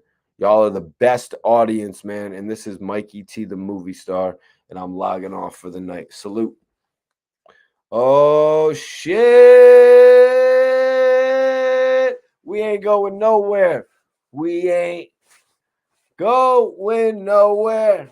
Flex Manny. Salute. $4.99. You know, that's how you can always get me to stay, guys. If you pop in with a question in a super chat, you can always get me to stay that way. Flex Manny, you didn't ask a question, brother. You didn't ask a question, but if you want to, I will answer any question you want, even if it's not pertaining to the topics at hand tonight, man. Definitely love to Flex Manny. I F with you and Jordan the most. Oh, yeah, Jordan Tower. Jordan Tower, definitely. Never really spoke to Jordan Tower. $5 for some Dutchies. Nah, man, I got some Dutchies over here somewhere. I got a Dutch, but I'm on the Raws tonight. Cat, happy holidays. Happy holidays, Cat. Hope you're enjoying them. Yo, Flex. Hope you flex on them one time. Let me do the 5-second instant pose for you, Flex. I'm just showing love, bro. I'm just showing love. That love is appreciated, man. That love is appreciated. Let me light something up for my guy. Let me light something up for my guy.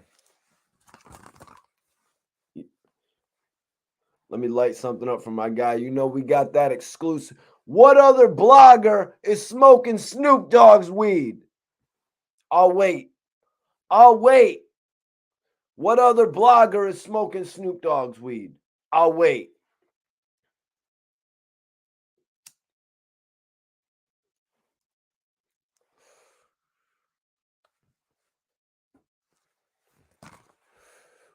Appreciate you, Flex. Flex. Flex Manny. Flex money, baby. That's that kid right there. Salute to you. I hope you continue to stay on the site, man.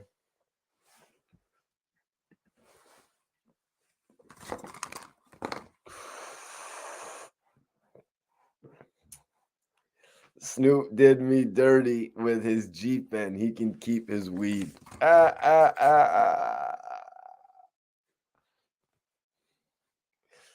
We'll be caroling through the night.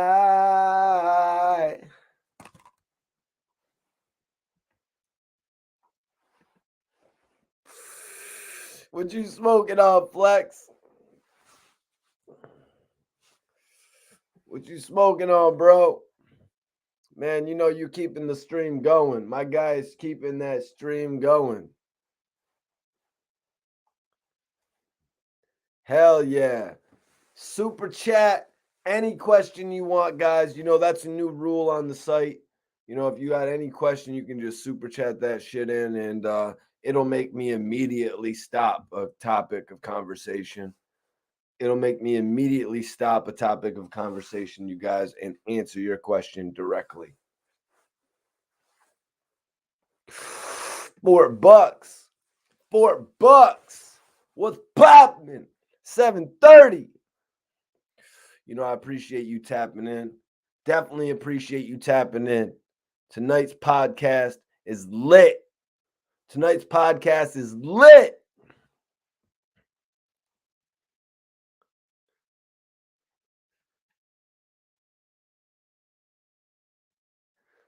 Glad to have you back, Cat. Iceberg, you know, that's one of the moderators right there. That's my brother. Yo, Iceberg, I was just thinking about you the other day, man. I was just thinking about you the other day. You know, your sister's doing all types of major shit right now, man. Put up her IG in the shit so I can share it, bro. Let me find that shit. Sorry, man.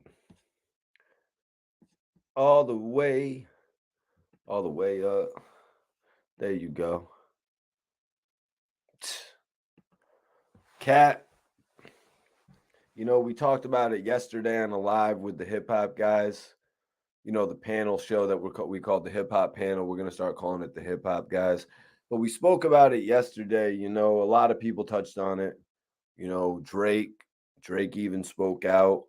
Um, Wack 100, and Twiz, Rosewood, and Bonds and myself, we all spoke on it. And then today I got word from my guy Dice that he was actually there with Bone Thugs. 50 was supposed to perform. You had heard about how all them shits was canceled and shit. So he had told me a little bit more about how serious the whole situation was. Like just being there, he said there was helicopters flying over the top and shit like that. It was just kind of crazy to think that we lost another hip hop artist, you know what I mean? Because King Von, Dolph, Slim 400, like it's just crazy, all the news that's been getting reported as of late when it comes to the hip hop community.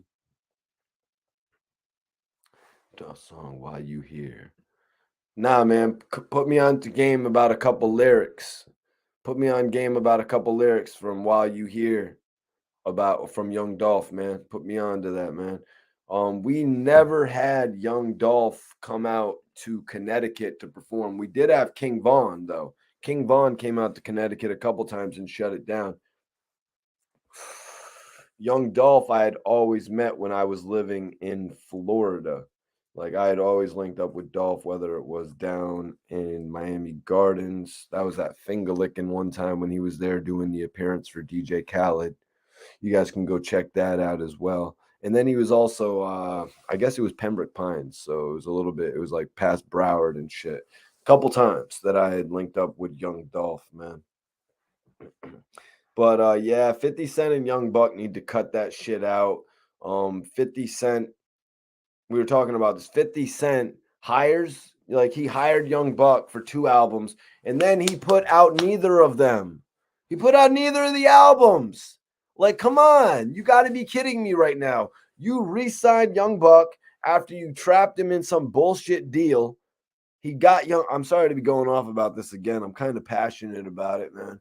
He got Young Buck in a deal where he dropped his first 2 albums, but then he probably had him signed to 4, and he basically stalled him out on his whole career. And then he re-signed him for allegedly $250,000.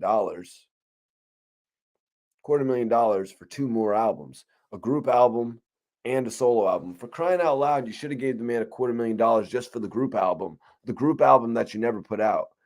What was the group album, guys? It was the G Unit project, The Beauty and the Beast. So Buck practically did do a full album for G Unit.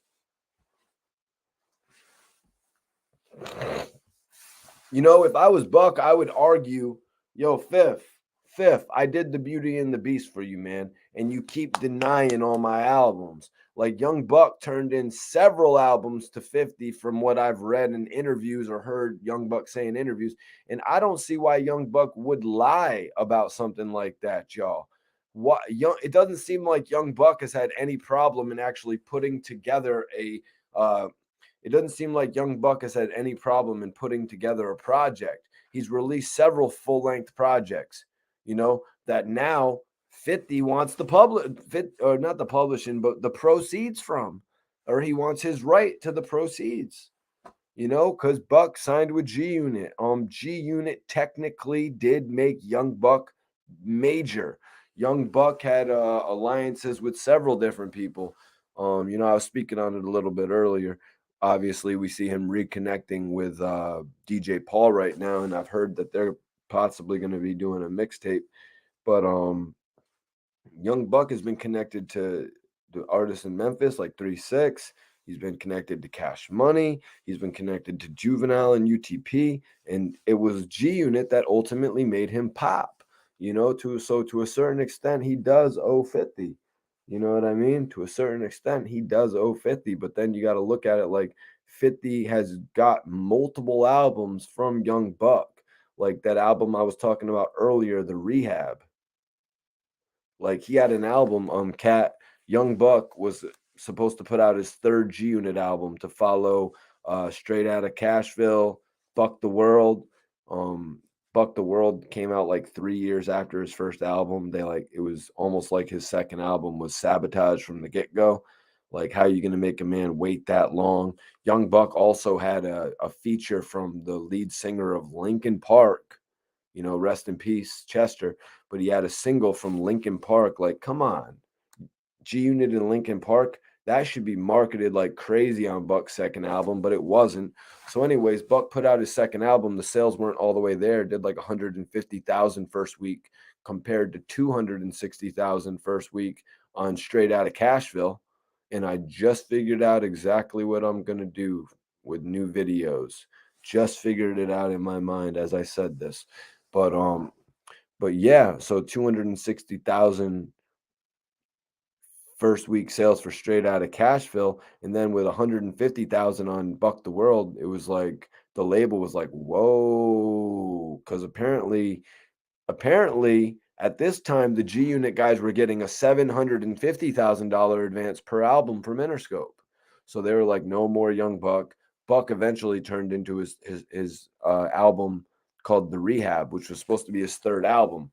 Now, personally, I don't agree with the title. I think it's a crappy title for your third album. I think it's a shitty album for your third title, to be 100% honest with you, from going from the sequence of albums right there. But honestly, Iceberg, isn't that kind of a crappy title to go with? The Rehab? Isn't that like that title kind of BS to go with for Buck's third title? Like, I totally don't agree with it. And it got shelved by 50. The album actually got shelved by 50. I think it came out as a mixtape, but not as an official G Unit album. Evan, chill, bro. I know you love this G Unit conversation, though. Iceberg, horrible title.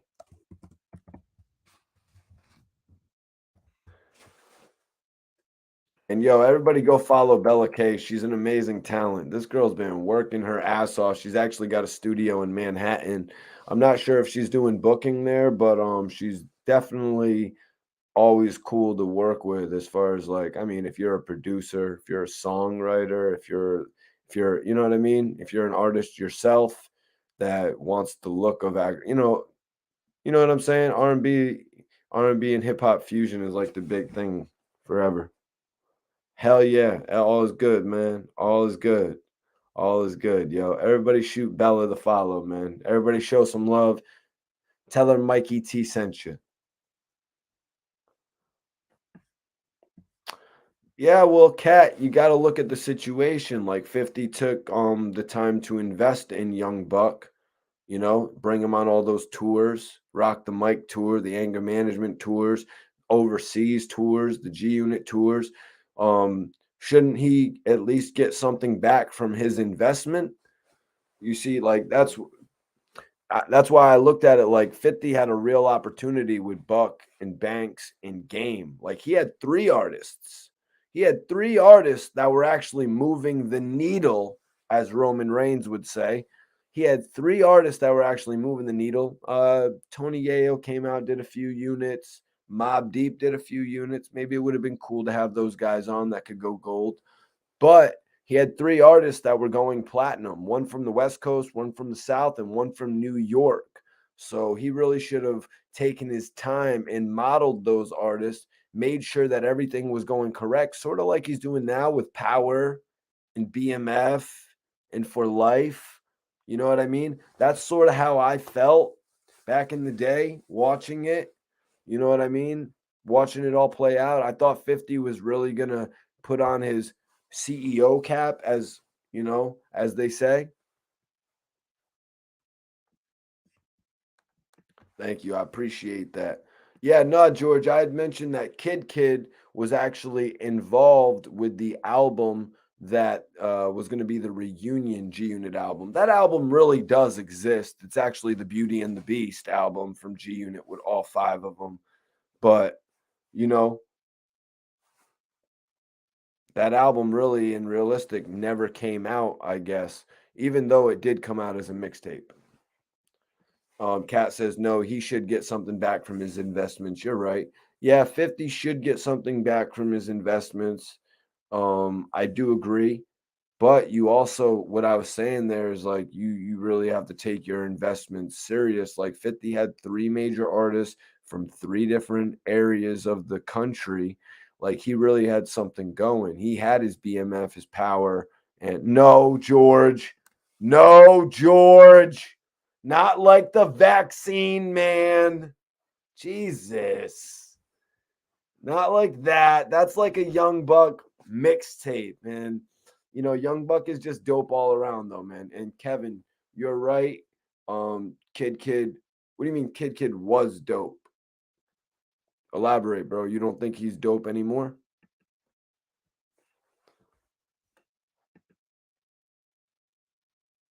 Oh my God. They're really promoting the release. See, this gets me, man. Iceberg, if you're still in the chat, please, man. Like the Rehab being the title of Young Buck's third album. Like honestly, him having some project called Vaccine that you're expecting me to take serious, like that's like okay, that can only be a mixtape, and I'm not really gonna take it too serious. I'm not gonna consider it as something that's gonna potentially hit Billboard. I'm sorry. Unless George, unless that is his 3-6 Mafia assisted project, that would actually be interesting. If Young Buck was doing the project with DJ Paul and calling it Vaccine, that I will take some interest in. Just because 3-6 Mafia is known for Peasy, did you want to join the video? If you're still in the chat, let me know and I'll send it to your DM. But that would be interesting because of the controversial nature of 3-6 Mafia, DJ Paul. We've seen Paul actually perform at that joint with the 3-6 Mafia. We've seen Paul no 3-6 Mafia with the ICP, excuse me guys. We've seen him actually bring out Stitches as well. That was interesting. You know what I mean? Him actually bringing out doing Stitches, a song or two with Stitches. We were talking about Stitches a little bit earlier and how I turned down an interview with him. Some of the chat was agreeing with me for doing it earlier. Some of the chat was roasting me, man. I've turned down a few interviews in my career. But I really appreciate the opportunity to talk to you all on a consistent basis, man. That shows me that you guys take my art serious. You know what I mean? Because what I do, I consider it art. The different interviews that I do. The Black De Niro interview. It was crazy because Black De Niro actually just mentioned me in a song, sort of like how Drake mentioned A.R. Rab. What are you saying? Oh, it's got 10 tracks. But bro, George, is it the Young Buck and DJ Paul album that I've been hearing about? I've been hearing that they're going to do a collaboration project. And I'm letting you know right now, the only way I'll be in tune with Young Buck calling his project Vaccine if this is actually the 3-6 Mafia assisted joint. And Buck needs to get Crunchy Black on there, man. Buck needs to get Crunchy Black on there unless they do a sequel with Crunchy Black. That's what I would think to do as a manager. If anybody's listening that's in position, you know what I mean? That's like, yo, man, I need this guy, Mikey T, to come over and facilitate things at our record label, man. Because unlike some of these other bloggers, man, that might say they don't want to jump into a position like that, I'm fully ready to jump into that position as a label CEO, as an executive at a label, like when Jim Jones went over to Sony and Atlantic and took on, they recognized what he was doing at Koch and he took that next step up. Oh man, George. Well, that's going to be another project that Young Buck apparently has this year with DJ Paul,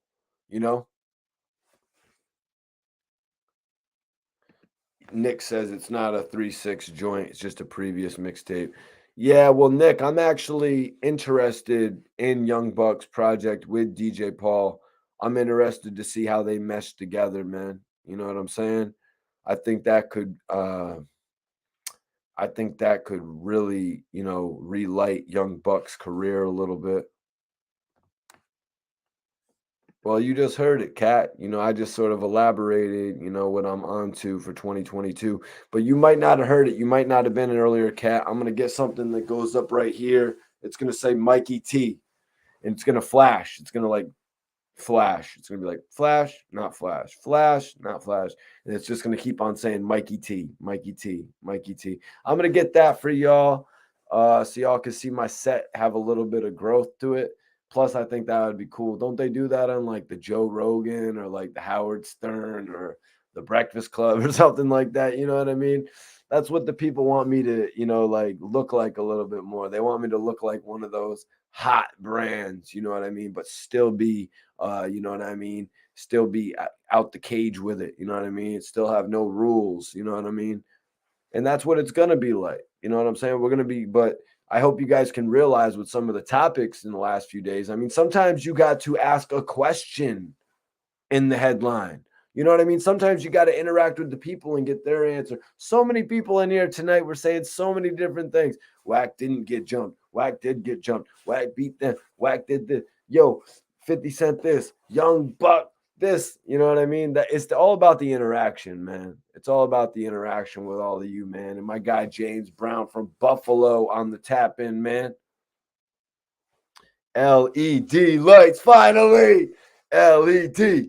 LED. Can we get an LED chant, you guys? But Kat, let me see. 2022, 2022, 2K22. What do I want to do? I probably want to get like a write-in deal. I want to get a write-in deal at AEW or something like that, man. I could really help take their company to the next level, man, or something. You know what I mean? Or I'd like to get a deal at I'd like maybe Gilly the Kid to help me get a deal with Barstool Sports so I could take what I'm doing to the next level. Or I'd like maybe one of the big homies like Nori to step in and say, Mikey T's got this and put me in a position in that nature. But honestly, I really feel like I'm already taking the next step from what I've been doing since 2009, doing all the interviews, establishing relationships. I feel like this is the next step to what I'm doing, actually putting my face on the camera, getting more comfortable here. I did this podcast a few weeks ago, and they're like, damn, Mikey T, you actually seem so professional when you come on here and talk in front of the camera. Because I'll tell you, at one point, like I said it before, like, Gilly actually gave me an opportunity to be the third host on the $1 Million Worth of Game podcast, and I didn't take it, because I wasn't fully comfortable with my face on camera at that point. I wasn't fully comfortable with talking on camera at that point. But you guys could probably see a dramatic change from the way that I started and the way that I am today. Barstool Sports would be the move, man. But George, what do you think it is that I have that Barstool Sports would be interested in? You know what I mean? Like, what do I do that they would actually be interested in? Where do we find a way to click? Where do we find a way to merge? Because with them taking on what Gilly did, it just they have such a comical aspect to what they do, you know. Love. Yo, Bino Mob, salute, man. Love from Seattle. Keep doing your thing, bro. God, man, I do appreciate you tapping in, man. Bino, if you haven't followed me, follow me on the gram. It's pinned up. I will follow you back, G's. Yep. Kat, you should know that. I don't let nothing stop me from getting in front of the camera, even a black eye. You know what I mean? I'm not afraid of showing the people me. I'm not afraid of showing the people what I'm going through. You know what I'm saying? Like, I got to be transparent if you want people to resonate with you. You know what I'm saying? And I hope they do after me jumping on the camera with my nose busted up. You know what I'm saying? Not being scared to show my face. Like when a lot of people, they probably would have packed up and went to Miami. You know what I'm saying? And I didn't do that at first. I sat there, I took all the heat from what happened, and I continued to work before I went to Miami. But like I said, I eventually went to Miami, and it was a blessing of an opportunity because this dude, AB, was there, and he actually put me in position to get on the phone with Hassan Campbell. You know what I'm saying? So, like, my grind won't stop, you guys. I'm going to keep on making opportunities. That same trip, I actually was at Circle House and I ran into Kodak Black. Kodak Black walked out of the studio that I'm talking about, telling you guys of the studio that I booked earlier. You know what I mean? Thank you, BB, giving me an opportunity to book the hottest studio in America, Circle House. He used to book the studio for me. Let me bring acts in. Compton Menace. You know what I'm saying? Among others. You know what I mean? Salute, bro. Salute, Compton Menace. You know, we made some of the best music in that studio, man. The greatest studio in the country, man. Yo, Toronto. Lee H. Appreciate you for tapping in, man. Appreciate you for tapping in. Definitely appreciate you, man. All the way from Toronto. Got love for Canada. Ooh, crap. Ooh, George. George, you know, I had an amazing thought tonight when I was on this blog of how I'm pretty much going to do a new show. And you'll see it because I already got my ideas. I see what everybody else does, and I know what to do. Shit's going to be hip hop history, you heard? But you know what? I'm not going to stop doing this like podcast style lives that I've been doing. I'm not going to stop doing the the panel videos or my interviews. Nothing's going to change. It's all just going to grow, you guys. It's really all just going to grow. I definitely appreciate everybody tapping in with me and showing love for how long y'all have been showing love. Where's the homie at, man? Where's the homie Flex at? Did he hell yeah, George. I know I appreciate you tuning in all the time, man. And I want you to tune in tomorrow. I'm going to drop an interview, my new interview with Mickey Fax, man. With Mickey Fax. Manny! Yo, Manny, Arizona, baby. What's it over there? 920 over there right now, baby. What's good with you, man? Got love for Arizona on the tap in, man. Definitely got love for Arizona on the tap in. Kat says, yes, we all know Hassan. Yo, Kat, it was dope to get on the phone with him. You know what I mean? My guy, his name is AB. Good dude, actually. Yeah, he put me on the phone with Hassan Campbell. It was lit. Everything. Arizona.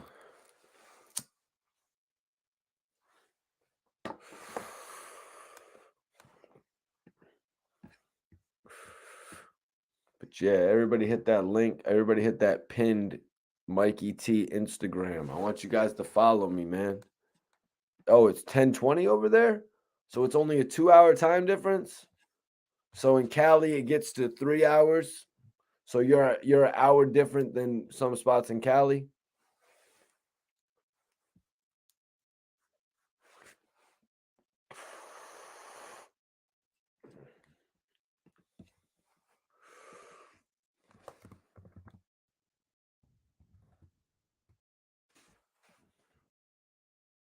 Island boys.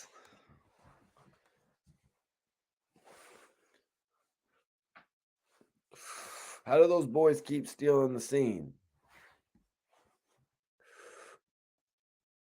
Yo, James, I'm not in that area, bro. He's there on the 28th. That's in 7 days. That's in 7 days, man. Are you going? You got a ticket for me? You got a ticket for me?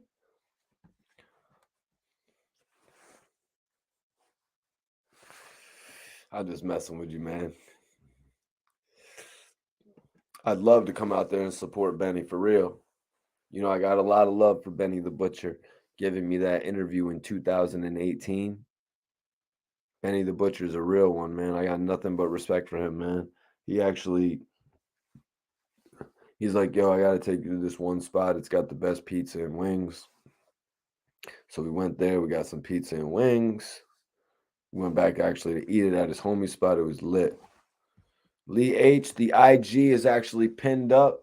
You can see it pinned up right there. It's Mikey T _ the movie star, though.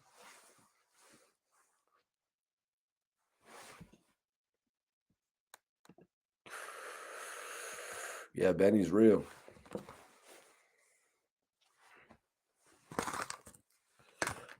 Benny is real, man.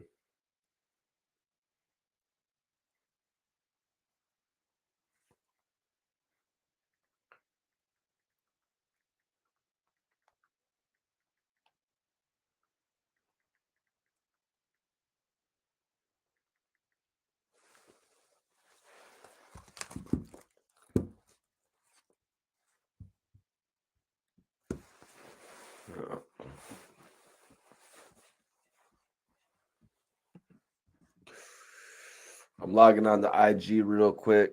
Little cross promotion, you guys. Little cross promotion. Let's see who's up over on IG. Let's see who's up over there. Okay, good. I got one more J left. And we still lit. What up, Black Beauty? What up, I Smith? What up, y'all? What's poppin', man?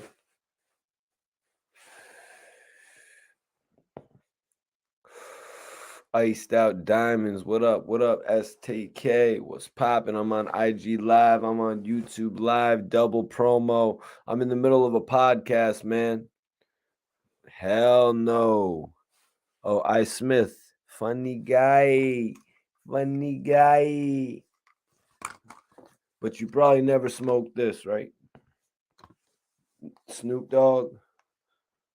Right.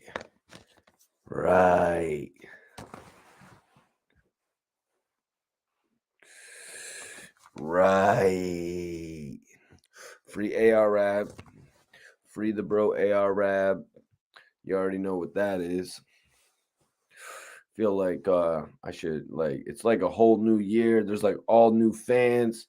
There's whole new people tuning in.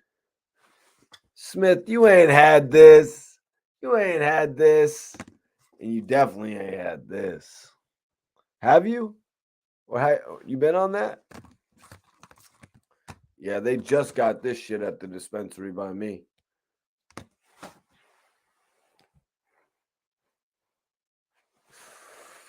But yeah, we had a great show tonight.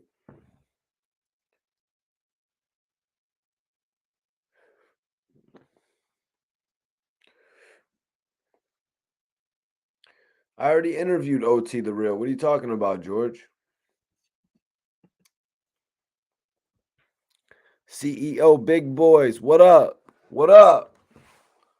When you coming to sign me? When you coming to give me that deal? Hold on 1 second. The limo's pulling up. When? We'll see. When they pull up to give me that deal, you know I'm gonna go on YouTube Live. Island boy, just trying to make it. Rhode Island boy, just trying to make it.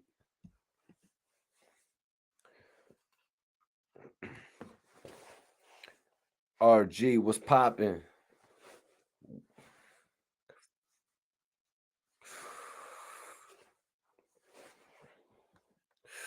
Yeah, you missed it. George. You missed it, man. You missed out, George. Time is of the essence, bro. Time is of the essence. When you get an opportunity, you know what I mean? When you get an opportunity, what up with the Hood CNN? When you get an opportunity to witness greatness, you don't miss it. You don't miss that opportunity. When you get an opportunity to latch on to something, when you know it's something, you gotta grab onto that. It's all good, man. You slacked. You missed the best interview. That was a great OT the Real interview. It was classic. Savannah, Georgia was popping with you. You know, you missed a great interview with OT the Real. But you know what? Don't let it bum you out. Don't bum yourself out over it. Let it go. Let it be. That was a James Bay song, actually, that I was just reciting right there. What up? What up? We in the building. Bitch, we in the building. Where am I getting booked? Where am I getting my next bag? No. We was talking about that a little bit earlier with Wack. With Wack 100. It's like Wack 100 gets more bookings than some of his artists right now.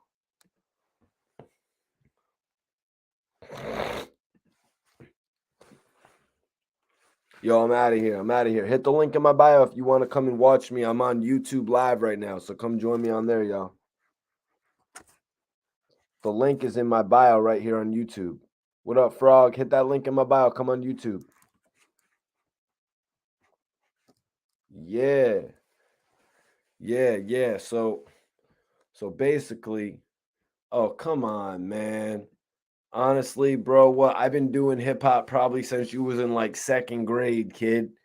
I was doing hip hop since you was probably listening to Blink 180. No, you probably wasn't even listening to Blink 182. You was probably listening to like Newfound Glory or some shit like that when I was doing hip hop. Dudes is talking about. I remember one time I did an interview with MGK. I asked MGK what he was listening to in 1998. In 1998, I was 10. I was listening to DMX. MGK is like, I don't remember what I was listening to. I was like 9. Shit, man. Dudes in my chat talking about, oh, this and that, bro. Ryan, you was listening to Ricky Martin. You know what I'm saying? You weren't listening, and 50 Cent, but you was listening to Ricky Martin too. Best rap Christmas song ever. It would have to definitely be the Run DMC. It would definitely have to be the Run DMC Christmas in Hollis, man. That just came out the other day. They had this song on, and this Christmas will be very special. They had that shit on, and then they played the Christmas in Hollis, and like it was crazy. It was crazy. I was like, okay. I was like, this is that shit right here. Why? What's another good? It got me thinking. What's another good Christmas rap song? You know what I mean? Because I really ain't heard many. Like, what's another good? Yeah, Christmas in Hollis for sure. Yeah, but what's another good one? You know what I mean? I'm not saying I'm gonna go turn it on or anything. I might, but that one right there has really been getting me. It was like, hold on. I forget the line. Mikey stays on it. He doesn't sleep on it at all. Nah, I don't. You know what I'm saying? I don't sleep on it at all. Nah. I'm talking about This Christmas by like Donis Hathaway or something like that. DMX Rudolph? What? What album was that on, bro? Little John, All I Want for Christmas? That's lit. No, Nick. I ever know about that one too. Forgot the title though. Santa Claus Goes Straight to the Ghetto. Yep.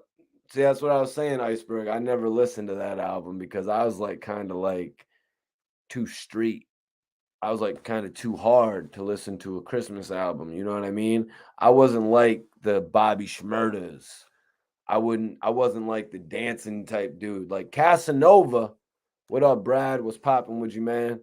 I wasn't like Casanova. Like after Casanova got out of jail, free my bro Casanova. He gave me an interview as well, right in the middle of his hood too, with like 30 goons out there. And I stepped up, and Casanova was like, Mikey T, I like this guy. But yeah, Casanova really stepped up when he got out of jail, and he was like, I'm not going to be like everybody else that can't dance. And he figured out a way to dance. And then he got songs with Chris Brown. Then he was in dancing then Fabulous. He went on tour with these guys. Then he was in dance competitions with 50 Cent. That man found a way to dance. Because if you can't dance in this game, you ain't going to make it. I'm just saying. And that's why I got no issues with what Bobby Shmurda is doing. And I actually like it a little bit. Like, I like how he be bobbing his head like D'Lo Brown from the Nation of Domination and shit. Snoop Dogg Xmas album. James Brown, what album is that? Just what it's called? Like Snoop Lion? Is it Snoop Dogg Xmas album? Jesus. So those were Pandora exclusives for DMX? Because I was about to say, if I missed something on the DMX albums, you know what I mean?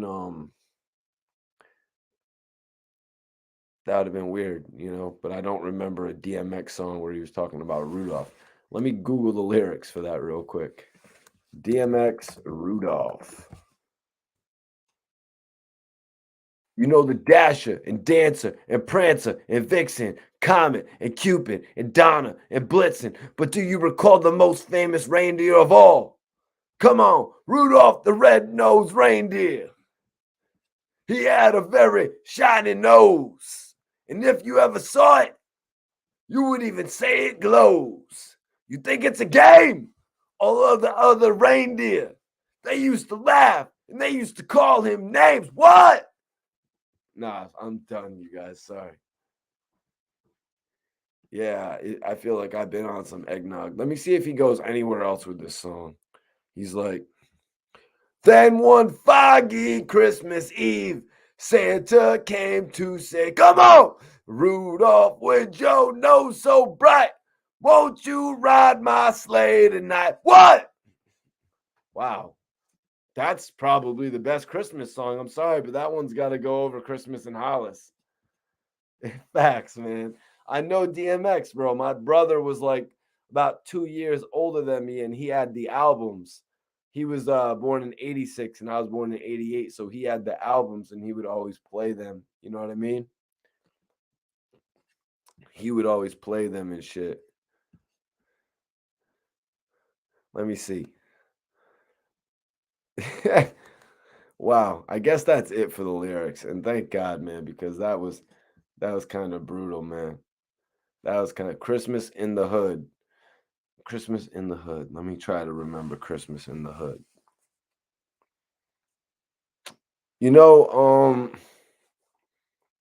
Christmas was always a time that I kind of remembered pretty fondly, you guys, because of the fact that Christmas was the one time of the year that my mom would give me and my two brothers.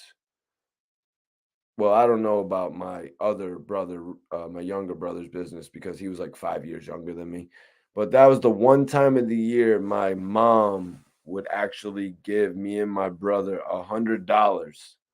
That she would take us to the store. It was like KB Toys. It was at the mall, and she would let us actually pick out some things that we wanted. That one time of the year, we would get to spend $100 on, whatever we wanted for Christmas. And it was crazy because I remember going to like Ames back in the day when I was young and shit. And my mom would have, I was like 7, 8 years old, maybe 9, I don't know, something like that. And my mom would have to like put like a $15 store item on layaway. I remember this one time I was getting like this toy set, and it was like, I don't know, it couldn't have really been $30, but it was like $15 or $14, and we still had to put the shit on layaway, man. You know? Sorry, Kat, I wasn't reading your lyrics. I was kind of reminiscing on an old Christmas thing when I would actually get to spend $100. You know what I mean? Yeah, long live the dog, DMX. Definitely the top 3 artist of all time. Pac, Big, DMX. We only got 50. 50 doesn't have any Christmas songs. Let me see. Kitty City Days. Yeah. Yeah, man. That was crazy because that was like the one time of the year. You know what I mean? I don't even think on my birthday. I don't even think on my birthday that I would get $100. You know what I mean? Like to actually go spend at the store. But it was funny because, like, I don't know, is that just what happens to ghetto kids or something? Please, someone asked Christmas in the Hood. Is that just what happens to ghetto kids or something? Or is it just what happens to white kids or something? Like, do they, when they just get to pick out all their own gifts, and the mom is just like, just pick out your shit, just pick out the shit. You know what I mean? What type of kids does that happen to you guys? Yeah, I would get $50 for my birthday, James. Yeah, I would get $50. My dad would give me $50 for my birthday. Yep. My dad would always give me $50 for my birthday. That was like, I believe that's like something he did. I believe that was like something he did religiously.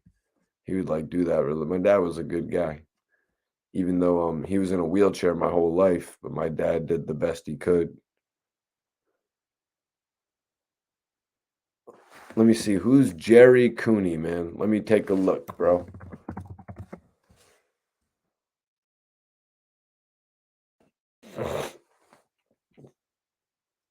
Oh, he's a professional boxer.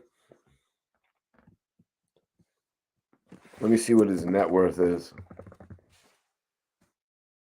4 million. Appreciate you, man.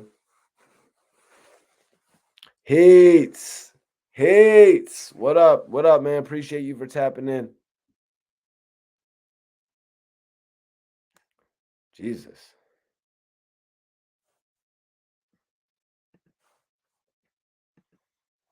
$100 for B-Days and Xmas is definitely hood, Mikey. But no, Iceberg, I'm asking more like like if your mom is just like she takes you to the toy store or to the mall. That's where we would go. We would go to the mall, and she's like, "Here is $100." She wouldn't give me the money, obviously, but she'd be like, "You guys can go spend like $100." So we would sort of have to like add it up in our head or whatever, like when you see the prices for the toys and shit. But yeah, man, nah, it was I'm trying to think like how the holidays were cool because holidays were, I mean, it was different because I really didn't want to leave where I was and come over here and live back when I was younger. Like I was like a reckless kid back then. You know what I mean? I was like a reckless kid. You know what I mean? I liked living in this Norwich, Connecticut area. You know what I'm saying? Around, because like where I lived, there was everybody lived around there. There was like 10, 15 kids that I would always hang out with. We would all run around and go to like the Chinese buffet and like sneak in and shit. Then we'd go to like Ames and like just hang out and get like dollar slushies and shit and just chill out. You know what I mean? Not do anything too crazy. But did you have video game systems though? You see, that's what my brother would get. My brother would get the video game systems. He had the boombox, the video game system. And it's like, what the hell? I guess the older brother would have that type of shit. You know what I mean? Because I didn't have that shit. My brother had the Nintendo, but we played it together. And I remember doing some foul shit to his Nintendo, like pouring juice in it and shit and soda. I was a dumbass, man. I didn't realize the value of that shit, you know? Like I was just trying to like upset my brother and shit, my older brother and shit. That was stupid as hell.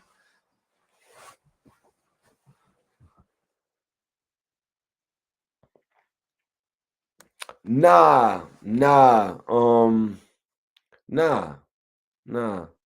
They just had my brother just had a second controller. You know what I'm saying? So we could play like Mario and shit together. We or whatever the hell was on the regular Nintendo. He had a bunch of those games too. Because you know you could eventually find those shit for pretty cheap at like yard sales and stuff. And that's where the Rhode Island part comes in. Like my grandparents were from Rhode Island and they were probably doing the yard sales in Connecticut too, but not where I lived. You wouldn't be doing no yard sales where I lived and shit. I don't believe. Or maybe I was just too young. Yeah. Yeah, the N64 eventually came out.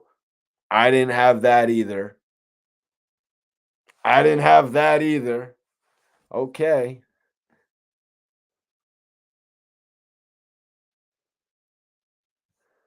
Is that what it was? Is that what it was? Okay. All right, Iceberg, you're probably about 90% right on that. Shit was foul. Opening up one of those game systems. You know how like with the car set we're going, you open up the game system and you pour some soda in it or something.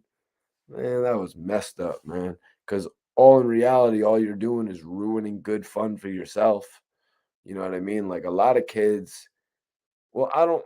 It's not like we was letting a lot of kids from the projects area where we lived come in and play the video games with us, though. I mean, those games weren't really that cool to want to come over and play. Nobody was outside talking back then, like, yo, man, I want to come inside your crib and play Mario. We're going to play Mario World 1 and I'm going to get the cape. I'm going to get the cape. I'm going to be flying around in that mother. You know, nobody would be outside talking about that. So nobody was really interested in coming playing Mario and shit on my brother's game system, but we would sit outside and listen to the boombox all the time. You know what I mean? We would sit outside and listen to the boombox all the time. That's what we would do. What's new with Britney Spears? What's new with Britney Spears? Apparently, you're pretty big on her career. That's not what we discuss on this channel, my guy. We don't really discuss Britney over here, man. She's a little bit old. She's a little bit old for us, man. Not really what we discuss here, my guy. But you missed the Justin Timberlake topic from earlier when I was speaking on how Ja Rule touched on how Justin Timberlake rolling with NSYNC didn't really need to carry a knife on him. But you probably already know that one, being a pop star solicitor, as it seems. Me, I was more into hip hop, bro. Me, I was more into hip hop. You know what I'm saying? I wasn't into watching Moby. You know what I mean? I'm,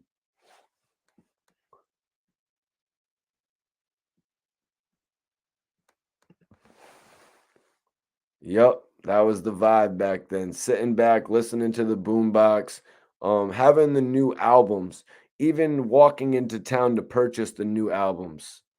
Walk into town to purchase the new albums at the Strawberries and shit like that. That's where we would go. Mikey, this is Mario. Rep Sonic. Sonic for life. That's right. I remember. My brother got the Nintendo, the regular Nintendo, the Super Nintendo. What did I get? I got the Sega. My brother got the Nintendo 64. He got the N64 with the modified Super Mario World game. Mario 64, I think it was called. But what about Mikey T? What about when the next Sega came out? What was it called? What was it called? Sega Saturn. No. Sega Saturn gets discontinued. And Mikey T doesn't get it. No, they tell young Mikey T, Mikey, that game has discs. That game doesn't take a regular cartridge like we've seen for so many years. We can't get you that, Mike. You won't take care of that disc. And the opportunity for me to continue on and get a game, now it's coming back to me. The opportunity for me to continue on and get a game quickly diminished. Sega was cool. It had that one game where you could play Mickey Mouse and Donald Duck, and you had to go rescue Doofy. Wow, we got a Backstreet Boy fan in here. We have a Backstreet Boy fan in here. Jesus, go to DJ Vlad's channel and go check out his new interview with Aaron Carter if you're so interested with that. Bro, I always wanted a gold controller. Like my brother has the PS4 now, and I would like a gold controller. The Rumble Pack. Nah, we never had the Rumble Pack. What would that do? That would make the shit. I remember playing on the Rumble Pack once or twice. That would make the shit be like. See, that's why I'd be good on Barstool, because I could do some shit. But here's my pitch for Barstool. I want a desk and I want plexiglass over my desk, like I'm in a you know what I'm saying? Like I'm in a penalty box. So when I'm interviewing a rapper and I ask him some extremely offensive shit, he just comes over and like slams the box. He's like, "Screw you, Mikey T." And I'm sorry, it's my job. It's what I get paid for, man. But would you do it? Nah, I don't remember the Sega channel, man. Like, honestly, I like the Sega Genesis, but you know what, man? Like, I really wasn't into the gaming systems, just to be 100%. Yeah, that Rumble Pack shit was stupid. One game I really didn't get, but my brother loved it, was that Star Fox game. That's when I really broke off from it, man. I'm like, yo, man, I'm not playing Mario and Star Fox. I was like, I am not playing Mario and Star Fox. I'm gonna go outside and run around with my friends rather than all that shit. Game Genie? Nah, I don't remember that. Somebody remind me of some of the old games from Sega, though. Like, I'm having a hard time remembering any, because I just remember that storyline where me and my brother would actually get to team up and play Mickey and Daffy. I remember a lot more games for the Super Nintendo as well as the regular Nintendo. Interview with Little Zane. All right, what it do? Live TV, set it up.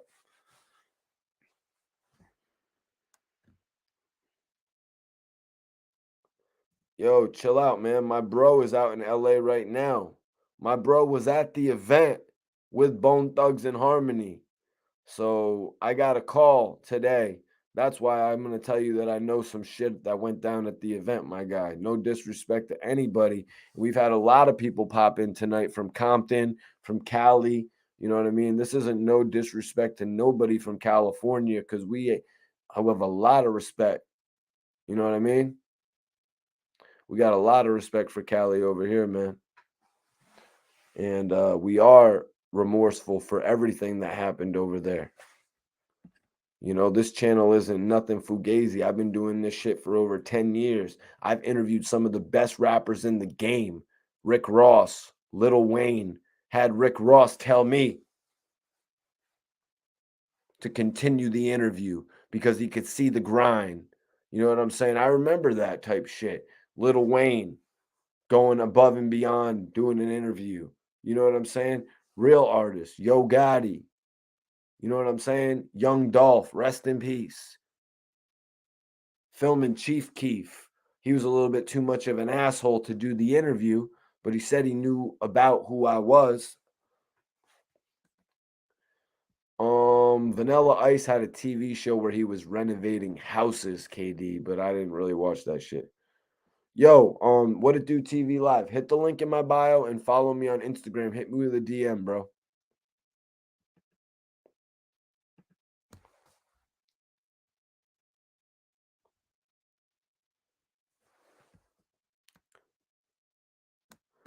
Super Nintendo, Sega Genesis. When I was dead broke, man, I couldn't picture this. Yeah.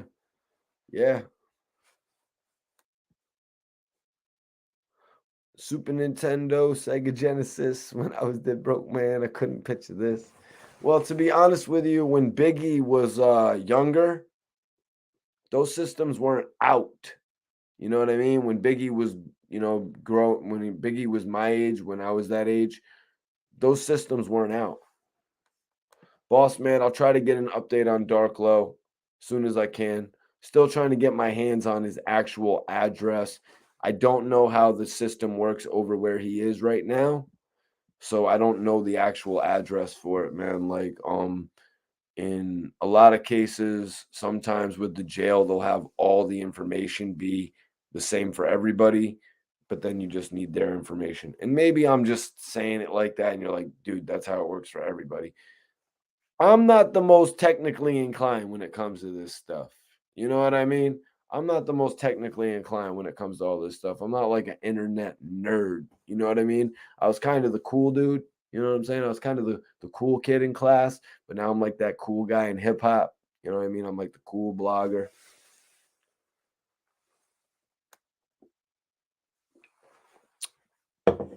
What's the scoop on Perez Hilton?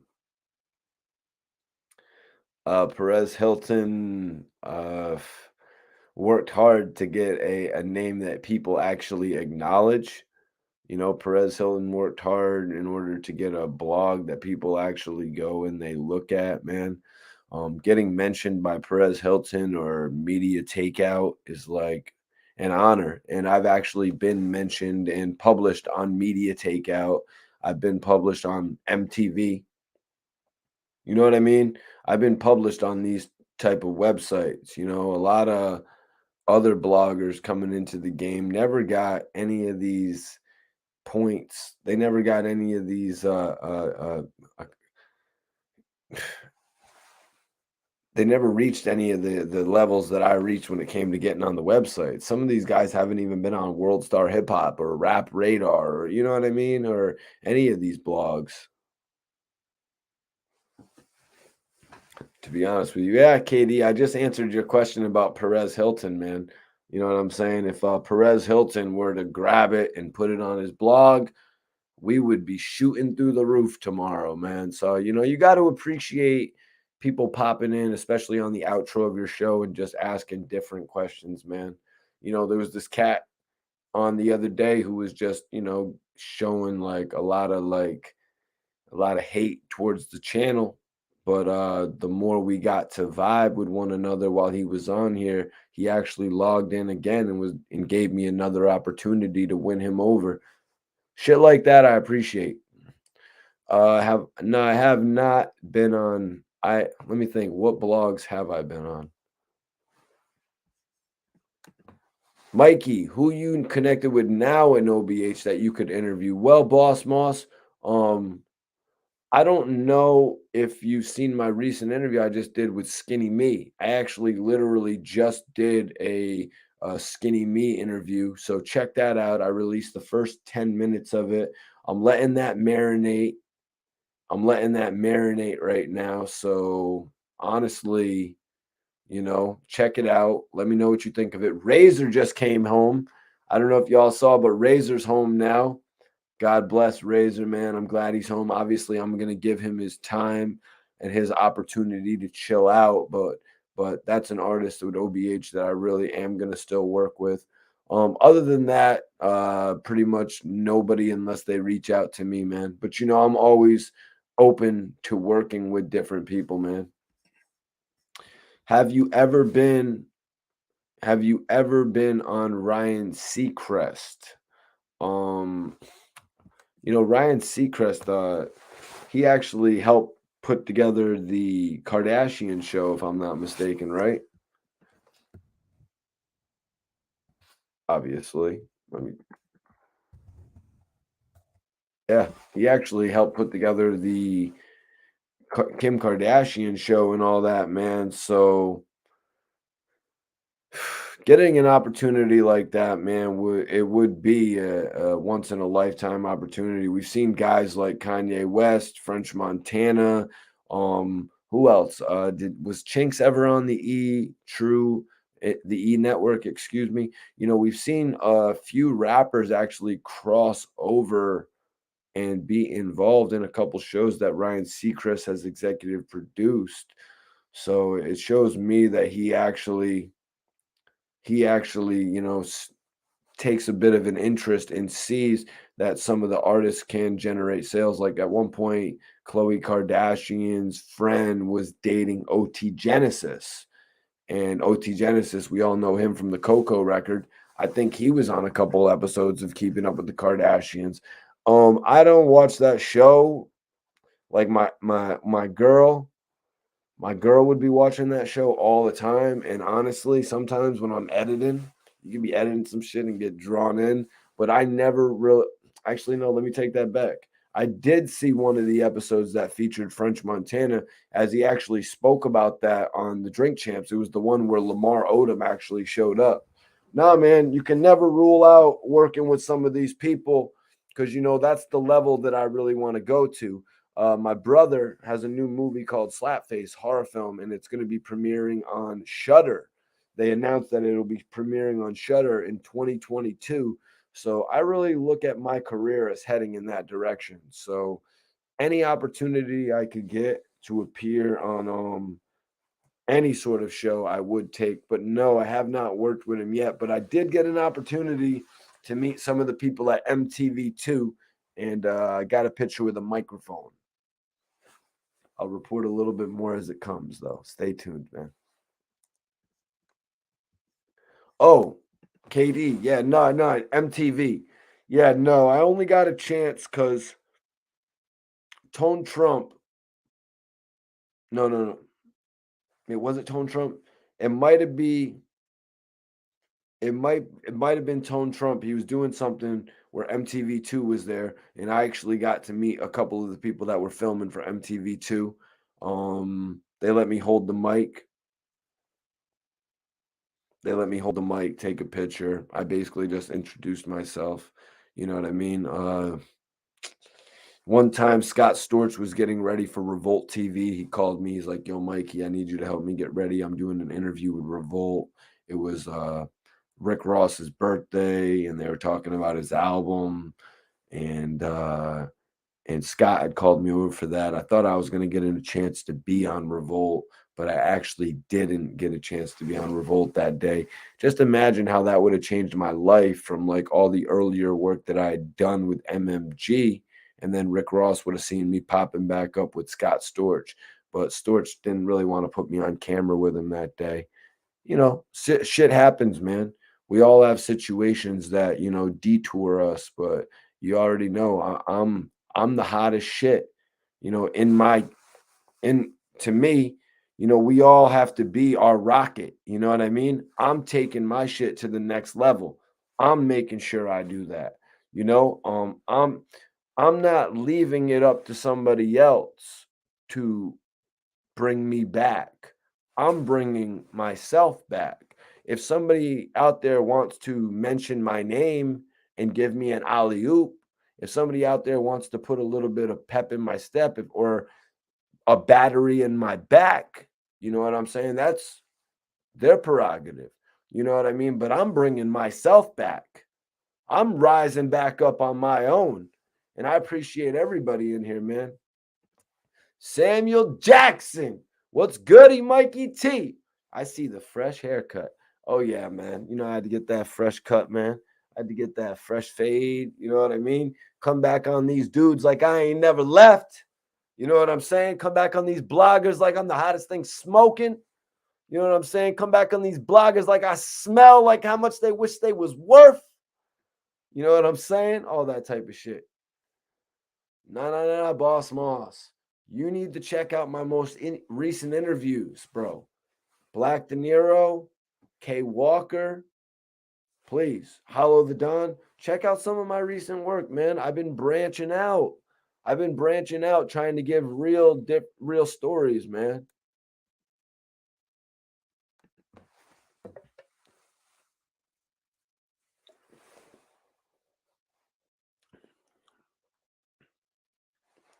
Yeah, Nardwar is that dude.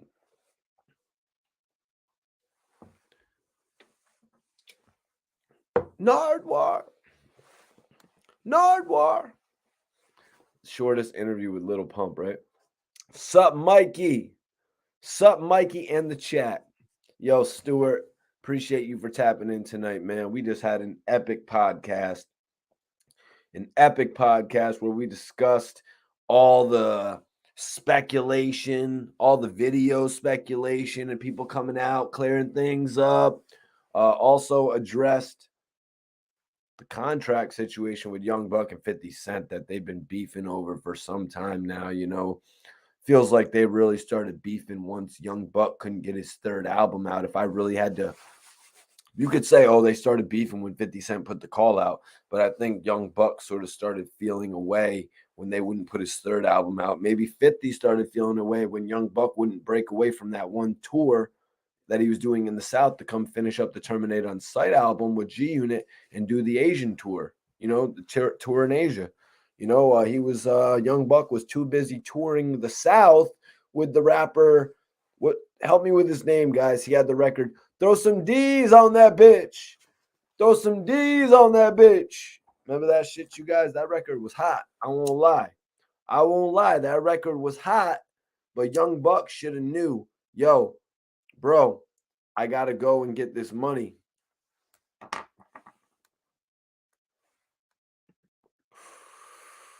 Yo, Boss Moss, stop asking dumbass questions, bro. Come on, man. We is on the new shit. You was acting like you're so 2016, man. But making me lose my train of thought where I was even talking about, to be honest with you, man. Like, come on, man. Throw some D's on that bitch. So it's like, yeah, Buck was on tour with the homie. Yeah, Rich Boy.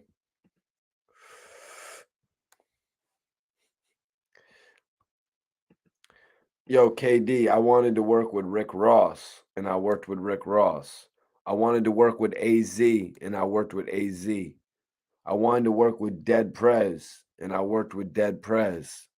You understand what I'm saying? I wanted to work with DJ Khaled, and I was able to work with DJ Khaled. I wanted to work with Max B, and I was able to work with Max B.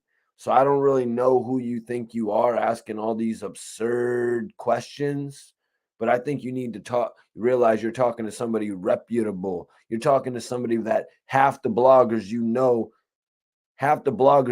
haven't spoke to a fraction of the people that I've spoken to.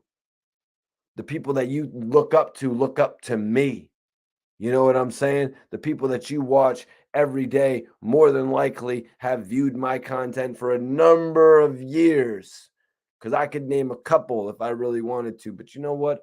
I got respect for everybody out there that gets money their own way, because I have no qualms about the position that I'm in right now. I don't know if you guys understand. I don't know if you were tuned in earlier hearing about the life that I lived growing up, getting $100 on Christmas, but I am happy where I am in life right now. I am more than happy where I am in life right now, man. To go from that kid, and they wanted to use that shit against me about being the kid who couldn't get $1 for the ice cream truck. I'd be the only kid at the ice cream truck who didn't have money for it.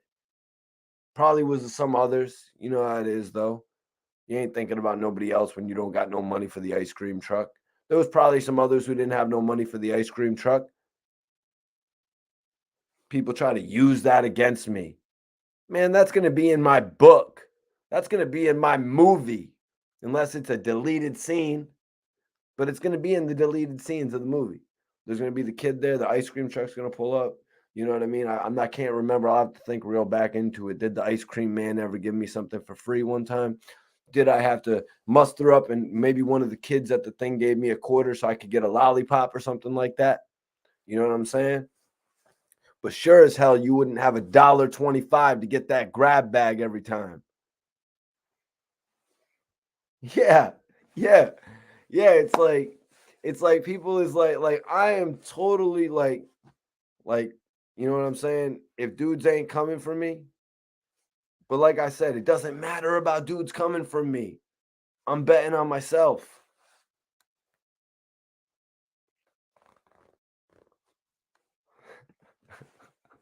George is going at you, man.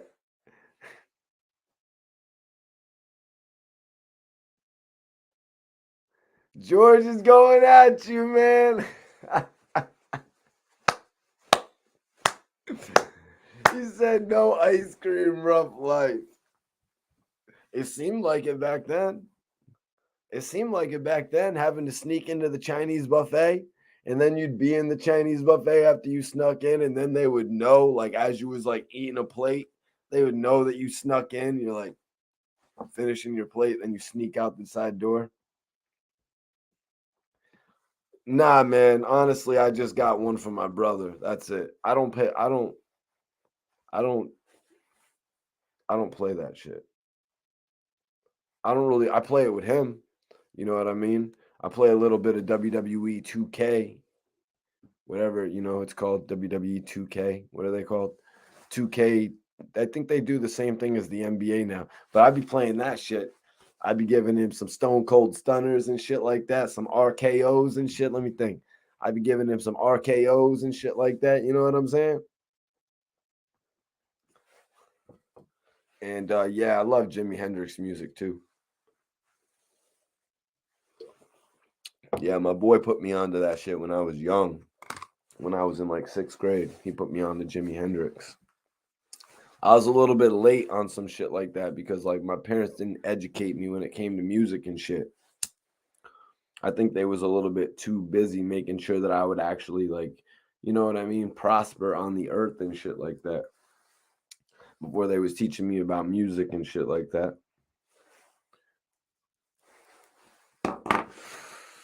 White people made basket. What? All right, come on, you guys. Stop having that kind of talk in the chat. Come on. That's just stupid. Yeah, I should start doing Elton John and Freddie Mercury blogs, right? That would get all the views. Hold on. Let me I was trying to like entertain that dude, but I'm sorry. He sort of just like messed up the blog. And that dude is like weird because he keeps on asking about like dudes who are like, you know what I'm saying? Dudes in here like, yo, bro, what about Little Nas X? I like the way he looks in them shoes. It's like, what, dude? What did you just say? I like the way he looks in them shoes. Like, come on, man. Really? You like the way he looks in what? Them shoes. Stop saying like that. Please. Don't say it like that. Like what? Shoes. Don't do that. Sorry, y'all. I just seen the Michael Jackson movie today. Why didn't somebody tell me they actually had a guy playing Michael Jackson in the movie? I thought it was a documentary, legit.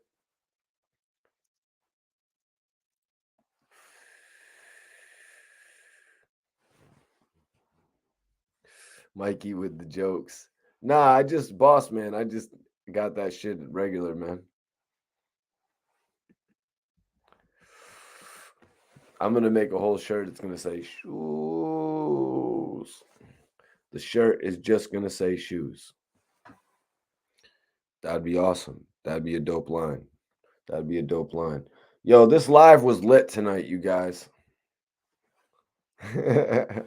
Why? You don't like Little Nas X or his shoes?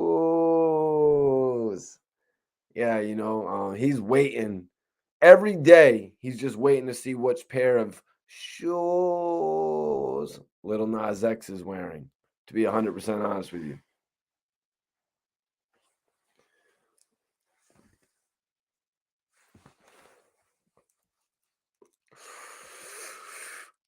Yo, that's how we got to have it say it on the shirt. Iceberg's going to be over there making a whole shirt factory. One's going to say Crippy. One's going to say shoes.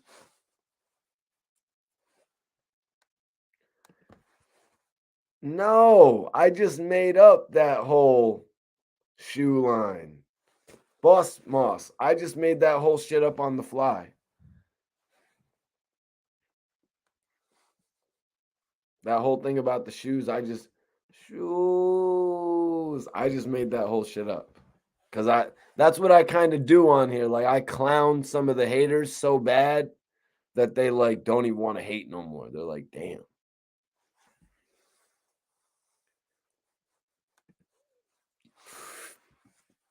I did that one a little bit earlier.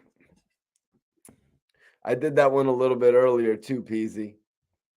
Man, we really killed it tonight. Shit was really back. We was at like 275 viewers. People was tapping in like, who's this crazy white boy Mikey T, the movie star? Who's the hottest new blogger in the game? The hottest new blogger who's been around the block. I don't think there's hold on. Let me check. Hey, Siri, Is there a hotter blogger out there than Mikey T? Nah, there's not. There's not.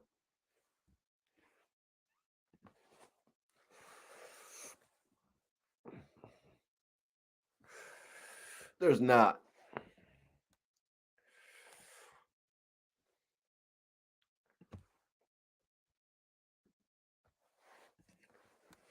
I'm sorry.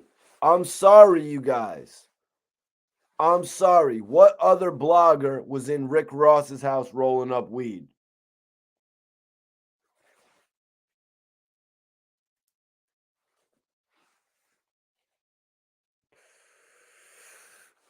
What other blogger went to Diddy's house? And don't even say French. French isn't a blogger anymore. French isn't a blogger anymore. What other blogger went to Diddy's house?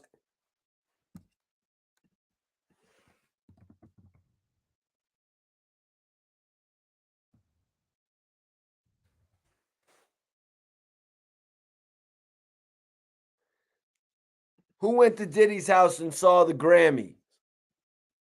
Me. Okay, let me think. What else? I was the first blogger to go to Diddy's house. What else? I was the first blogger to smoke at Rick Ross's crib. What else? What else? I was the first blogger to interview Dead Prez, damn it. Who else interviewed Dead Prez?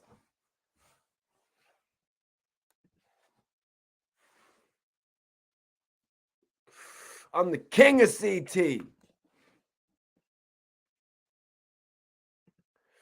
I'm the king of CT. I was the first blogger to interview Chinks. I was the first blogger to interview Chinks.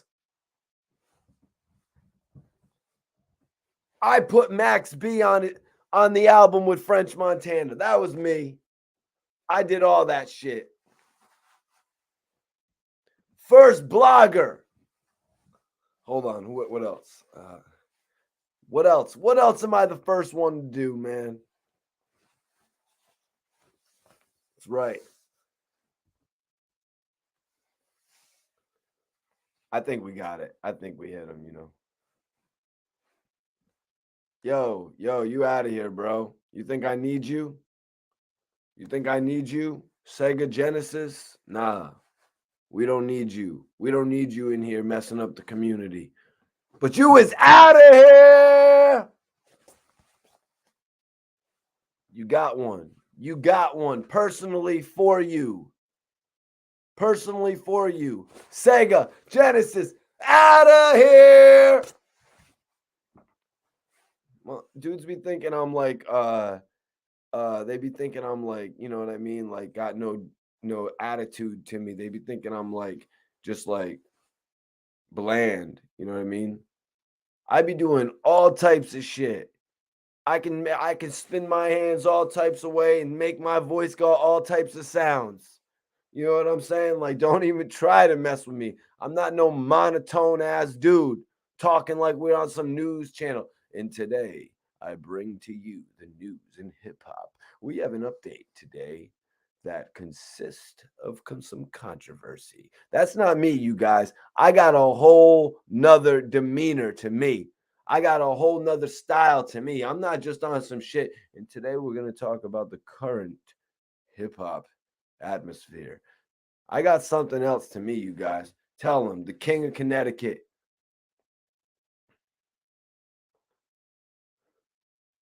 Yeah, I be in the slums of Yonkers. I be in the slums of Yonkers, the slums of Philly, the slums of Miami, the slums of Jersey, the slums of New York, getting love. People coming up to me. Girls dragging their boyfriends up to me. Old heads coming up to me. Yo, Mikey T, you doing some real shit. People from Connecticut coming up to me. Mikey T, you really putting on, you're a beacon of hope for Connecticut.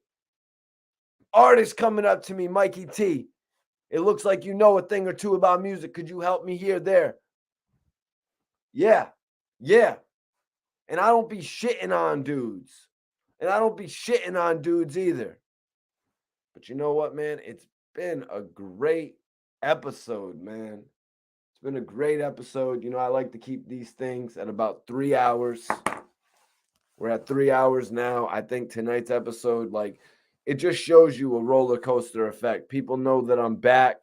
People know that I'm here to stay because I'm not going to stop giving my perspective on the game of hip hop, period. I will not stop giving my perspective on the game of hip hop. I've done too much. I've accomplished too much. I've sat down with too many people. I've sat down with too many people. I've gotten advice from too many greats. I got to share some of the wisdom that's been bestowed upon me with all y'all tuning in. I got to take some of the knowledge that I get from y'all to help me better myself. That's why I'm doing this. And I appreciate y'all for tapping in and showing me love, man. This shit is too real. I'm going to holla at y'all soon, though, man. Listen, everybody out there that wants to stay in tune with me and catch some of my live videos on Instagram, I want you guys to follow me. I'm going to follow y'all back. Whoever follows me, I'm going to follow y'all back right now. I'm going to give y'all a couple seconds to follow me, and I'm going to get right on it and follow y'all back. But I had a great time tonight. I appreciate Bond Simmons for always tapping in. He's getting his hair right. He's getting his hair right for probably tomorrow's show. Actually, for Wednesday's show. Tomorrow, I got my exclusive interview dropping with Mickey Fax. That's right, Mickey Fax. I want you all to make sure you tune into that and drop a comment for me, man. I would really appreciate it. But follow me on the gram because I stay in contact with all of my supporters, man. All 50 y'all that are still rocking in here right now, I will follow each of you back. But also my interview with Mickey Fax is dropping tomorrow. I look forward to putting that out to the world. And major salute to my other co-hosts, the Philly Boys. That's right. We're calling them the Philly Boys because we the hip hop guys. You know what I'm saying? That's right. I'm talking about SV Twiz and I'm talking about Rosewood. And welcome home, Razor. I'm so glad that Razor is home, you guys. He was locked up. I'll be coming back to Boston, man. I'll be coming back to New York, Philly, Jersey. I'll be back in Miami. I'm gonna go out back to Atlanta. I'm gonna go everywhere, man. I want to go to California, but the time's got to be right, you guys. You know, I don't do anything when the time isn't right. You know, so when I get out to Cali, it'll be the right time. But right now, it's a little cold, so I ain't about traveling on the East Coast. Just to be 100% honest with you guys, I'm trying to go somewhere tropical where it's warm. Bring my camera, so I bring my computer so I can vlog and I can work. You know what I'm saying? Because I stay consistent for y'all. That's why I'm doing these interviews to show y'all who's the most consistent internet base for news, man. But I appreciate everybody tapping in, man. Appreciate y'all for tapping in, man. Much love to everybody. Salute. Salute. And like I said, follow me right here. Follow me right here, and I'm going to follow y'all back. Just hit that link and follow me, man. I'm really glad the homie Flex sent in that super chat earlier because he kept this video going. And we got a lot of love tonight for everybody tapping in. Salute. Salute, y'all.